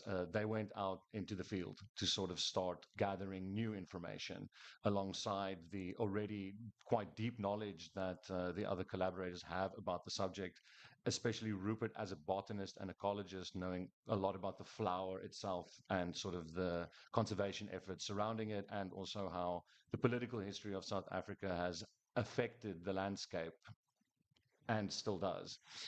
Um, so they got and went into the field to gather information for us. And I guess if we're talking about institutions and how we engage with them, it's also really worth mentioning that this was all made possible through the cultural institutions here in the Netherlands, through whom we acquired grants to do this, which allowed us to, to the points that was raised earlier about labor and allocating funds and fees to people who are executing their labor. We found a means to sort of channel those sort of resources to the artists as well, to further empower them to do their work. Not that they needed us to do their work, but to continue their practice within a small framework that we've created here.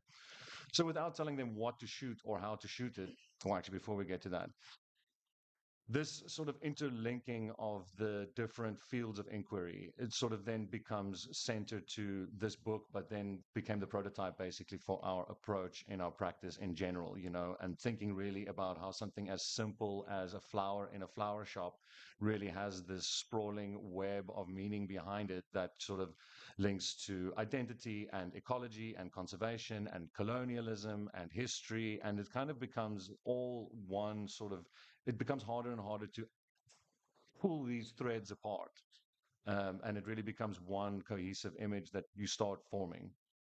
Um, so without telling them what to shoot or how to shoot it, they went into the field to all the locations that we pinpointed along the commodification chain to gather images, to gather new information, and to sort of shed some light on what is typically quite an invisible process as to how the flowers come about and how they end up here in the Netherlands.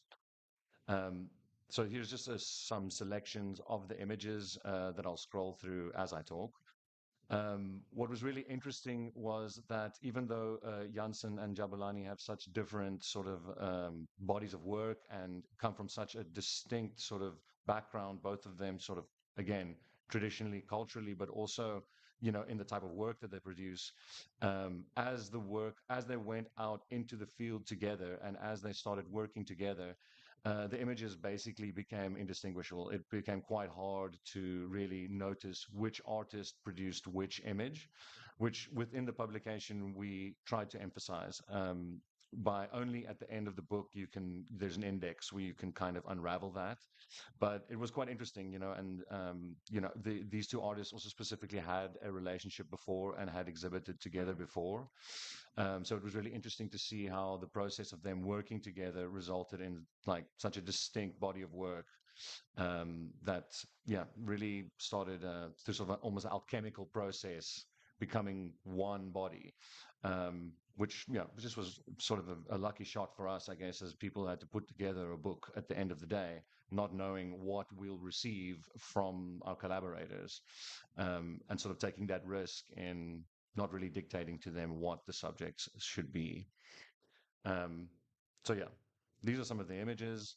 To us, really striking. It was a great privilege to be able to work with these artists and to see the complexity and the diversity of the subject matter that we were actually inquiring into.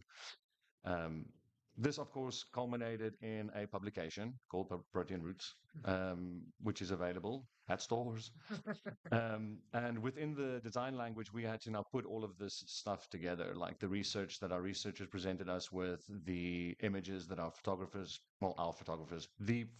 and the researchers presented us with.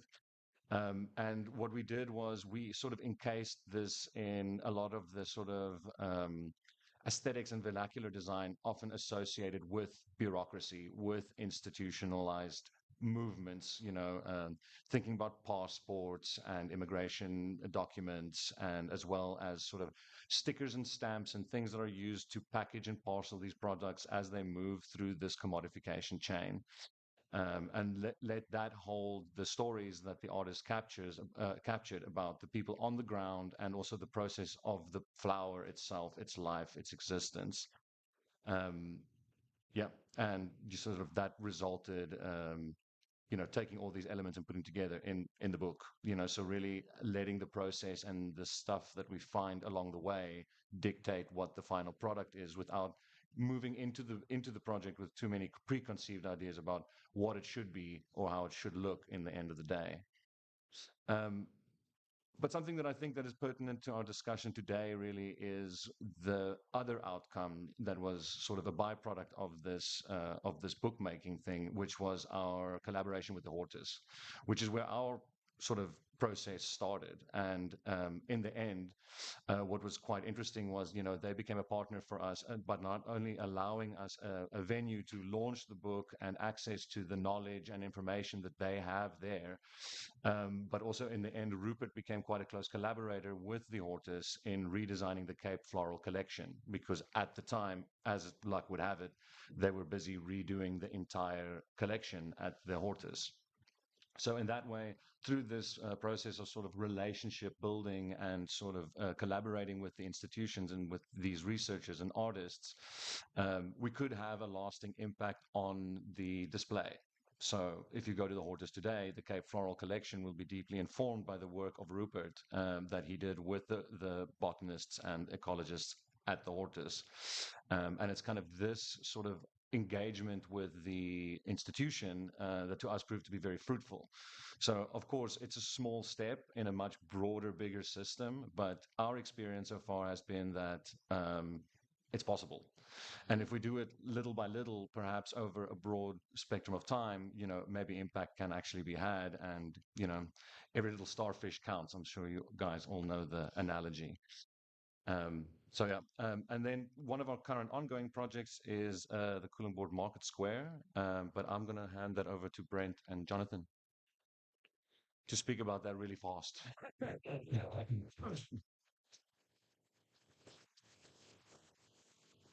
Okay, we can do this. So, as with Protein Roots, Kulenburg Market Square, 1652, 1952, 2027. There's a bit of a clue of what the project's about in the title. And it follows a kind of similar approach as the previous project, but instead of it being a flower as a starting point, it's postage stamps this time. We all do know who this is, right? Yeah, okay. So we found these stamps that were commissioned in 1952 by the city of Culemborg to raise funds to put up the statue of Jan van Riebeeck's wife in Cape Town during the festival. Bizarre. But that sort of started us down a rabbit hole that we wanted to unravel and look into this festival in general. And that's where things started happening that were a bit interesting. So we know the image on the left, that was on the South African money back in the day. Here at the upstairs at the archive, we found the real image of Jan van Riebeeck. So that's not even him. So the myth of this kind of character started becoming unraveled, and yeah, how ridiculous it is. There's so many touch points. He was only the 4,000th person to arrive in the Cape, so he's not even like really a badass in that sense. He's just a kind of an evil character that's been made. And that begs the questions, whose stories do you want to tell? Is it maybe 60 years later when they release new stamps for the anniversary? Is it Kratoa, the niece of Amatswayo, who was the first person to meet Jan van Riebeeck on the shores of South Africa? Oh, wow, amazing. Yeah, there we go. So there's stories to be told that aren't those ones. And then the fallacy kept on going. During the festival in 1952, they rebuilt Culemborg Town Square, Jan van Riebeeck's hometown. This facade, this fake, this fallacy keeps on getting built. And that's the purpose of this was a very political aim. So we see that today, images are used for political aims. Then it was used to unite the white community in South Africa for, not good reasons. And that begs the question, like, what are the intentions? What are the motivations? What is the validity of an image? And when you start questioning that, there's a lot more questions that unravel, and more images become worth unpicking, which is what we're busy doing. Yep. 1 minute? 1 minute. Okay. Yeah, so the question we ask in our project is how these images have impacted the communities that were present and involved at the festival. And with images, I mean these reconstructions of the facade, but also the plays, the reenactments, and also this water pump, this barrel organ, all these different elements of the festival. And so far, we have engaged with several institutions. For example, also archives. This is a photograph we found at the Western Cape's archives. And even though this is for us a very important and also fruitful photo, what we want to focus on are not only the facades, but specifically the people that were present at the festival and also their memories and how they remember the festival. So we are also returning and documenting the market square in Culemborg here, 15 minutes away. And also the Culemborg where the festival was held in Cape Town. And we're also organizing oral story sessions and inviting people who have photographs in their family album to share them with us, because we felt that the material in the archives are rather limited. Most of them are official. And currently we're also collaborating with an institution called the Jan van Riebeeck Museum in Culemborg. And we are organizing some activities this year with the Culemborgers, in which we question also the activities that were held at the feest in 1952. And this museum is currently in a process of transformation. and examining its own role as an institution in this narrative that is told, um, since uh, this museum is also kind of founded on the foundation of a myth that Jan van Riebeeck was born in this house, but it is a myth. And we're also engaging with the educational systems of schools through workshops. This is a workshop we gave at the Jan van Riebeeck High School in Cape Town, in which we asked them, art students, to make portraits of Jan van Riebeeck based on their memory that is shaped by their school. So through this project, we hope to destabilize the images and also kind of challenge the institutions that keep this image and these narratives intact. Thank you.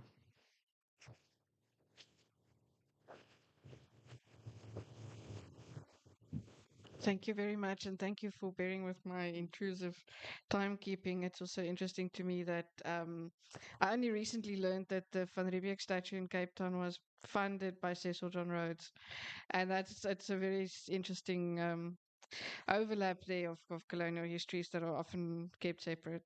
Um, in our program, we now have an opportunity for a break, but we are running a little bit behind schedule. So I was wondering, can we do a very quick comfort break? We need to set up just some chairs in the front. So instead of taking the full 20 minutes, just maybe do a very quick, like I said, a comfort break, and then let's reconvene at as soon as possible back here. And we will continue then with the discussion with the artists. Please give them all again a hearty round of applause. Thank you.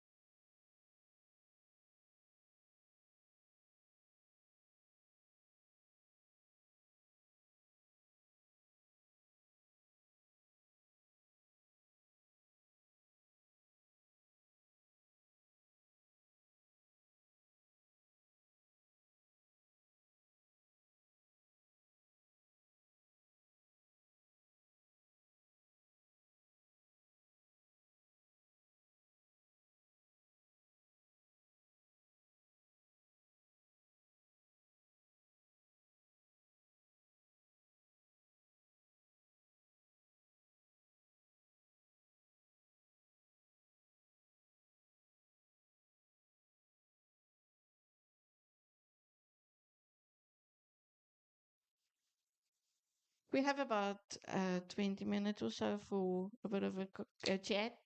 And I wanted to, and I would also encourage, if you have any questions that you want to pose to each other, that's also very welcome.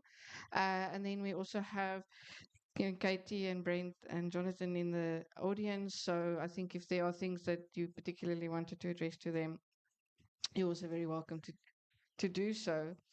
Um, I wanted to pick up maybe as an opening question, the kind of what Sorry. it's I can see it, so it's fine. So it didn't fall down the drain.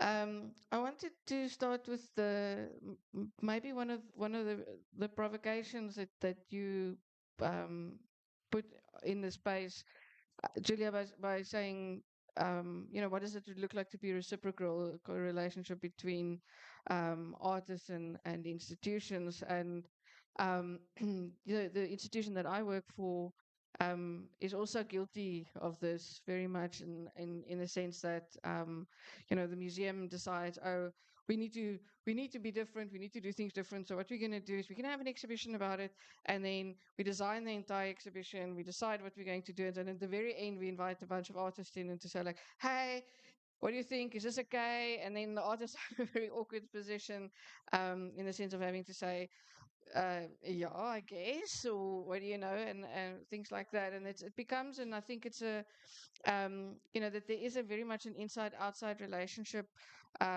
especially between artists and institutions. But I think it's an inside outside relationship that becomes severely exacerbated also in terms of race and immigration and those kinds of things. So with that, very useful, I think, caution also in terms of these kinds of conversations that one needs to be critical of the terms and along which things are set up. I was curious maybe to hear from all of you how you think about what might the reciprocal relationship actually look like. What are the kinds of terms of thinking about a relationship between people who have been rendered on the outside of certain powerful spaces? Yes, I'm just going down the list. Okay. Wow.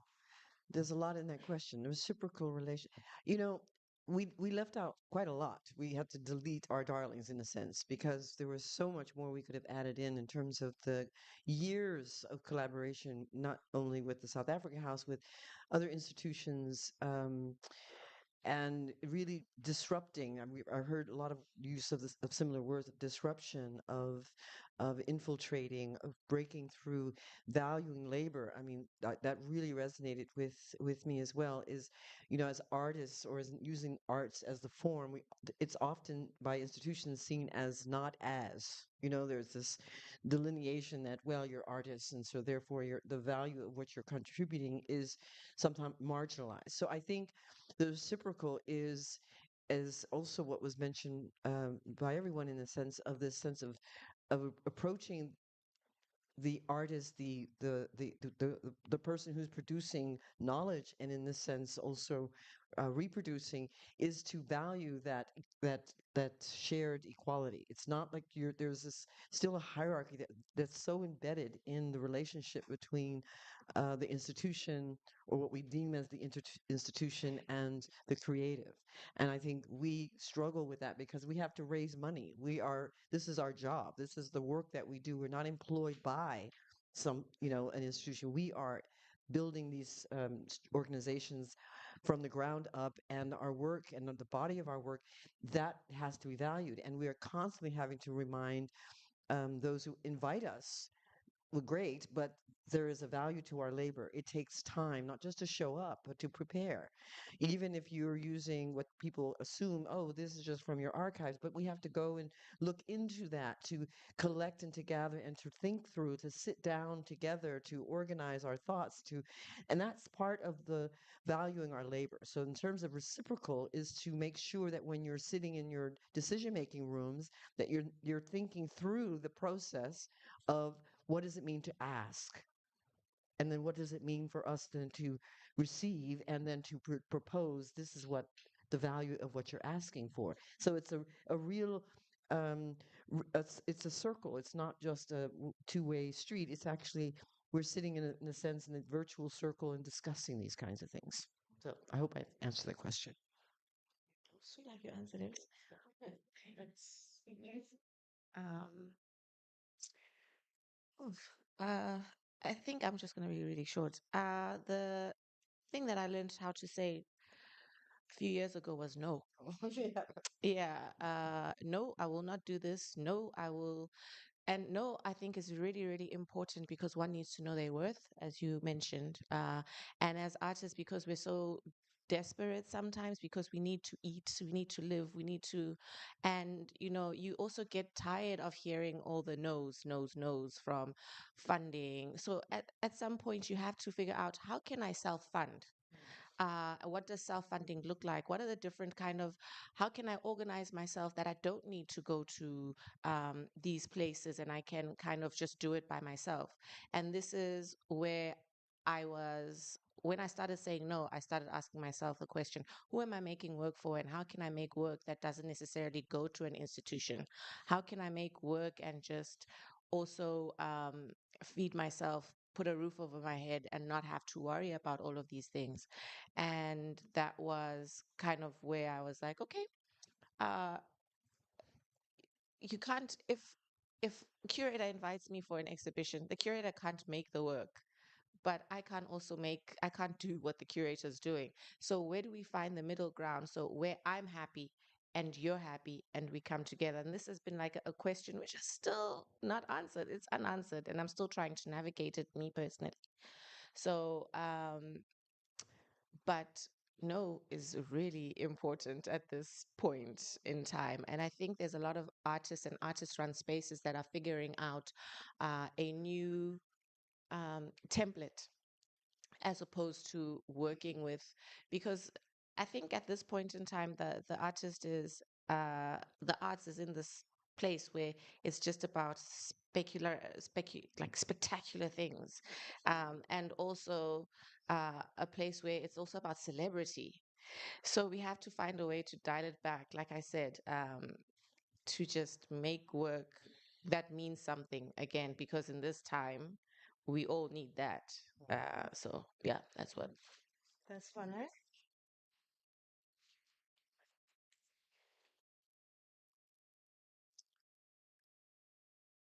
Yeah, agreed.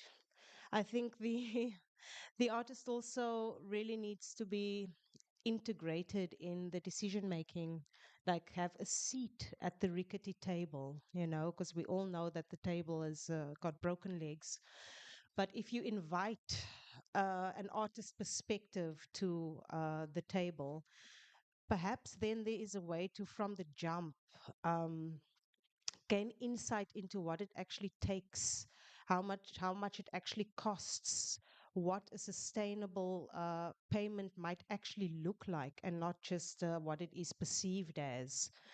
Because if you book somebody for 15 minutes or an hour, it's not 15 minutes or an hour for us. Like you were mentioning, Jennifer, there is the preparation, there is the mining yourself for new knowledge, actually, which creates the culture that we all participate in. So it is a symbiotic relationship already, the artist and the institution.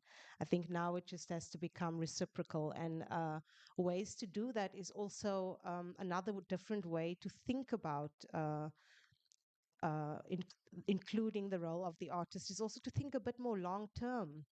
Maybe it's not just the once off performance or the once off spectacle, but perhaps it is a something that comes back, a little bit more regular income that a worker can rely on. So, for example, at any institution, just like you need to have an accountant or you need to have an office manager, an artist is also a worker there that is integral to the longevity of the institution. So, to think about the artist more as also a resident, as part of the team, and somebody who needs to be paid for their labor just as much as the accountant would be, for example, per hour or however it is per month, per year. To think of the relationship a little bit more holistically and longer than just, oh, can you slot your rage into this 15-minute program that we have for it, and then um, yeah, follow-ups I think would be a good way to look at it. Yeah, just more sustainable view on the relationship and really treat it like any other relationship with yeah, respect and not compromise, but really collaboration. Yeah. I mean, I think this is all covered it super well. I don't have much more to add except that maybe to throw a little bit more cynicism into the mix and go, is true reciprocity even really possible with institutions like this when the power imbalance is so deeply entrenched over so many years? Like, how many sort of low-key little collaborations is it going to take to fix the past and fix the history? I don't know if it's even really possible, but I think the without sounding too callous, we can start with some money. That'll be great. and, and just the sort of sustained collaboration over a long time, and sort of if that's truly integrated into the practice of these institutions, and if they are truly using their positions of power to change narratives for the positive and to platform other voices over time in an authentic, real way, then maybe sure. But sometimes also just skeptical because even, we as artists collaborate with these institutions, we also somehow kind of become complicit in their rebrand and help them to sort of conveniently forget a little bit of the history because, oh yeah, well, we did this cute thing with these cute artists and it was all super nice, but the history is so much deeper and so much more painful for so many people.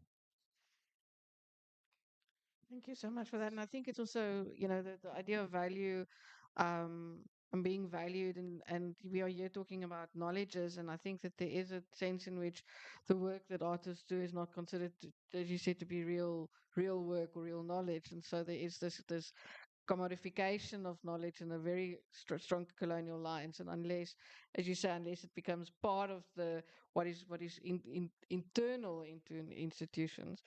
um, I wanted to just get a sense from the floor and make sure that there's enough time for questions. So, do we have a floating mic, or can we? Yeah, I want to. Can you just briefly say your name also? When you, I'm sure everybody knows you, but maybe at the end. But I'm Miriam Astig. And I have a question for Buhle. Sorry, Buhle. But maybe for all of you. So, talking institutions, you are at the institution where every artist wants to be now, which is the Venice Biennale, and it has its own controversy. But you were also the one mentioning the word glamour, and that is the hype of glamour, the height of glamour. So I was just wondering, can you say anything about what it's like as an artist to be invited there, and what do you show, and do these conversations surface there at all? Do you know? I mean, yeah, Venice is its own beast. Is this? Okay. Venice is its own beast. And I think the way that Koyo had curated it is very important to take away that like de-glamorize it because if you walk into the space now, it's not what it's been in the past years. It's very like it's quiet. There's something there's a different energy about it. I don't know if it's also because she's passed on, and I think that also adds to it. But there's something very healing about this particular iteration of the Biennale. Some of it. I'm not talking about the pavilions. I'm talking about the show she curated. I'm talking about in minor keys. The pavilions are a different story. Um, but being a part of it, you want to go to the Olympics, right? You want to go to the Art Olympics. You want to be there, but you also want to be there on your terms. But it also depends who's invited you. So the person who's invited you is also important because have they gone through their work? Do they know they know why they've invited you?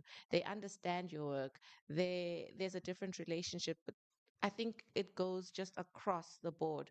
Your relationships are important. And if you treat me a particular way, I'm going to respond and mirror that as well. So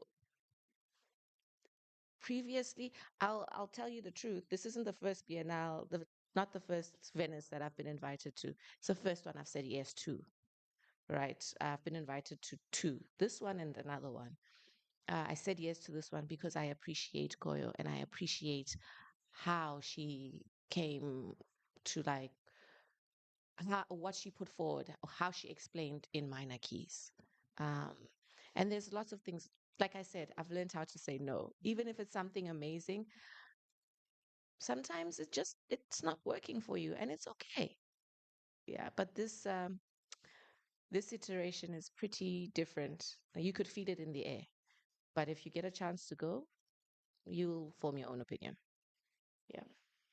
Yeah, I haven't been to this one, but I remember the previous one. It had almost every label, He said, "Oh, this artist has never exhibited at the Venice Biennale." And this, I don't know if you remember, if you saw that, but it became became so tedious in a way because it felt like the Biennale was like it was so self-congratulatory in the sense of like, "Oh, look what we are doing. We are bringing these artists who've never had exposure, and now we're giving them that exposure." So there's a cannibalistic aspect also sometimes to those kinds of institutions. But even just in art making, the art practice, art spaces, we're all eating something. You know, we feel entitled to people's time. We feel entitled to people's presence. We feel entitled. There's so much entitlement in the spaces. Um, how do I? In Venice, there was a point where we had to exit. We had to exit because the king and queen were coming in, and everybody was still in the pavilion looking. It had been open for the public, and we had to exit because the king and queen, or we had to go to the side and we couldn't go to the space that they were in. So, you know, there's those relationships and those dynamics also at play there in the first week of the Biennale. Who gets invited to what dinner and who doesn't. It's also the first Biennale where it's mostly African artists showing, which is also huge. But it's Venice, and there should be more African artists showing. So, okay, anyway. There's another question. Oh, you have a mic ready. Sorry. Uh, I have an impression that the answer do not connect to the question because the question, I think, is very political. And it's about boycott, yes or no. Am I wrong? I'm not the one who asked the question. You have to ask Nerea. Well, then we'll ask the question. So, sorry, it's about boycotting what? It's about boycott, yes or no. So, what are you boycotting? And who am I boycotting and for what? Well, you know as good as I know. So, you know as good as I know that there is a discussion on countries who participate or not, and who are invited or not. And I think that's the broader picture. I think it's very interesting what you say about the South African pavilion and how this is worked out. But there's more context than only the South African pavilion. That's my question. Okay. It sounds like it sounds like so your question is, what about the boycotts? I mean, there's there's a whole group chain that we're part of, email chain that we're part of, and we've all signed. 66 artists have signed, and they've signed the boycotting.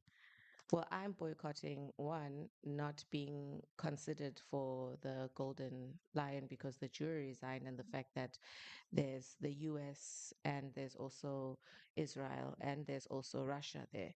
My concern, however, as a Black woman from South Africa, is why are we not boycotting the UAE too?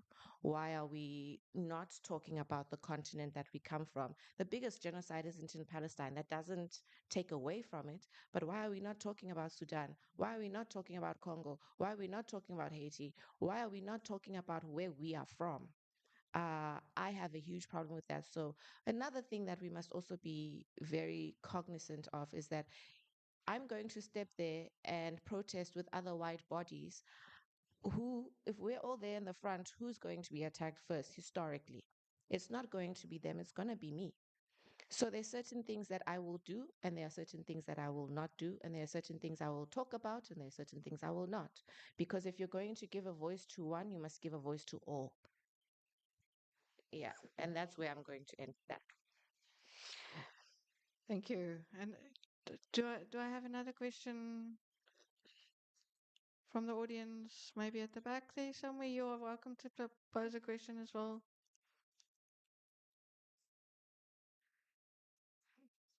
Well, maybe then a kind of a group question again from that. I think maybe Buhle, what you were saying now, and I think it came up a few times in the presentations, is that we're not, we on the one hand we're talking about institutions, but we're also talking about the translocation and how things emerge differently and read differently in different contexts, and how you have to explain things differently in because of what you assume people around you might know and might understand and what you might not understand. And I mentioned at the very beginning the fact that that there is a sense maybe in the Netherlands of a this is benign history, but where we come from, we know that it's not a benign history, and we carry a lot more of that. And I was just thinking of asking you, maybe we can go from that side this way this time, but maybe as a final reflection on how do this moving between these locations, how does that affect collaboration? How does that impact collaboration on the one hand among artists and creative people, but also the how does it affect the relationship between artists and institutions? Because there's also different, if it's my relationship with institutions in South Africa would be different from my relationship to institutions here as well. So yeah.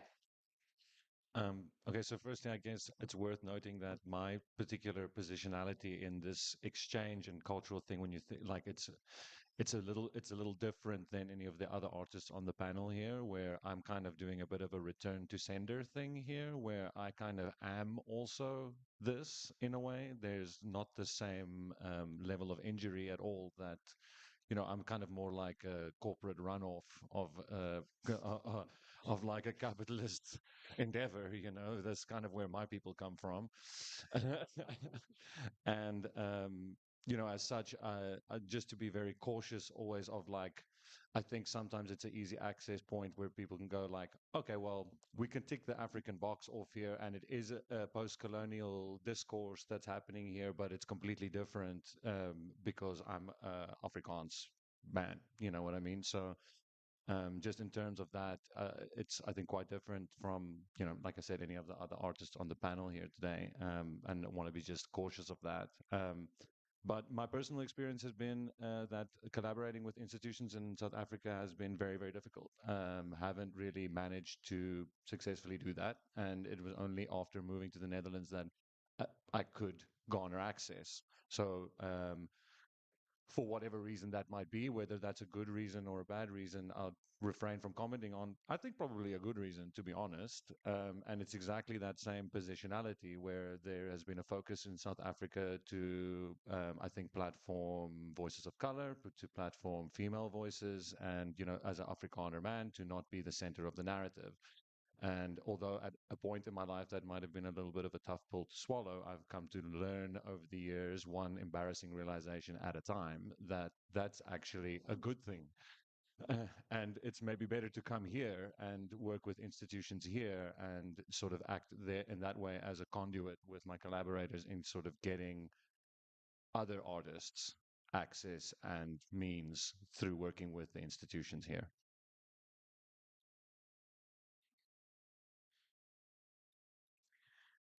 In my experience, working for audiences here, with especially with work that deals with an overlap between the Netherlands and South Africa, here I'm doing a lot of translation work for Dutch audiences, like of my identity, of my experiences. I'm educating, I'm informing. So that's it's a little bit, it's working a little bit harder, I guess, to really translate myself. It's news, to audiences this side. There's also privileges that comes with that, with the novelty of it. Like more space is made for it. Like it's a different beast. Um, with South African people in the audience, like it feels different. It's a bit more reflective work then.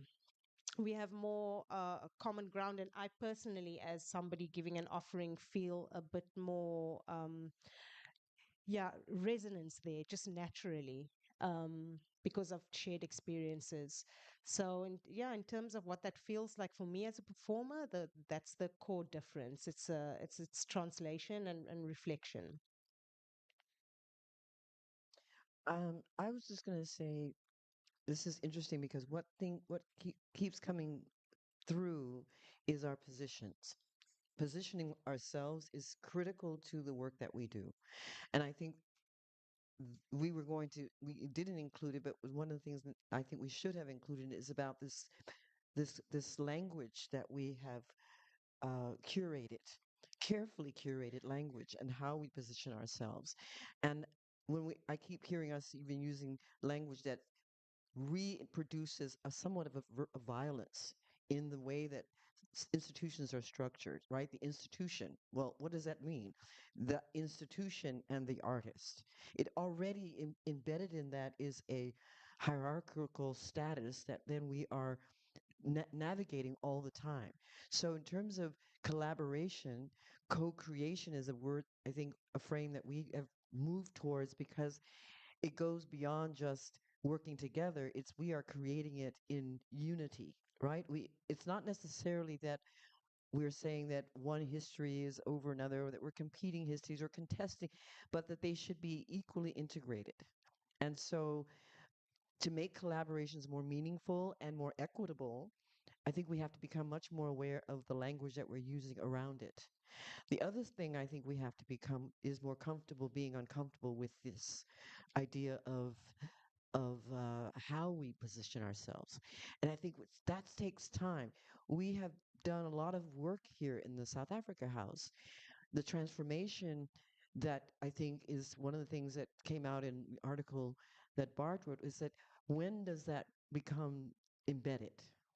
Right? When does it become more than just the performance of invitation, which is great, but we are now need to move to the repair. What do we do for really, repair, for restitution, for resolution?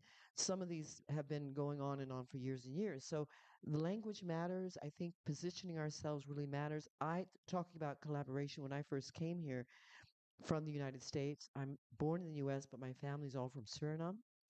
My ancestry is Surinamese. I've traced 7 generations. There was also a sense of, oh, she's American. So then that voice becomes amplified because it's okay. In the United States, my voice is suppressed, especially now. So it really doesn't matter where you're navigating in these places and spaces that you're treated it with certain difference and novelty. And isn't it cute that what she's doing and how long is she going to be doing it? When are you going back? It's not seen as something that's sustainable or permanent.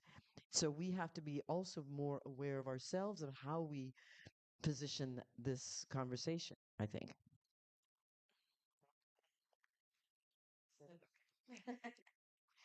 All right. I think I do want to say thank you so very much to you. I feel like we have opened maybe some spaces that I would be interested in following with with further chats or work and so. But for this particular moment, I think I'm going to close again by thanking all of the presenters. Please give them a huge warm applause.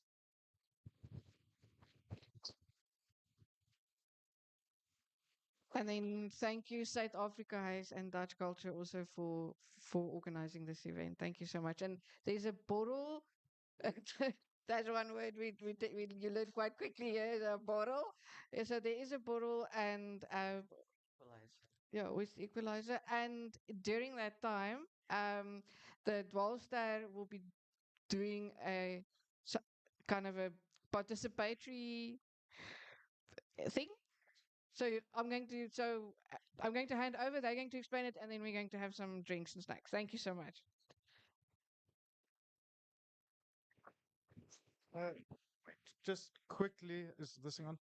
For those who are interested, we're talking about collaboration and institution artists, but of course there's the witness, I think I heard mentioned before, the audience, the viewer, they're also important part of this collaboration. So we're kind of curious how images can also be transformed by the viewer. So we have a little drawing exercise for you if you want to participate in it. I think there are pens in the back. I'll hand these out and you can take it from there. Thanks.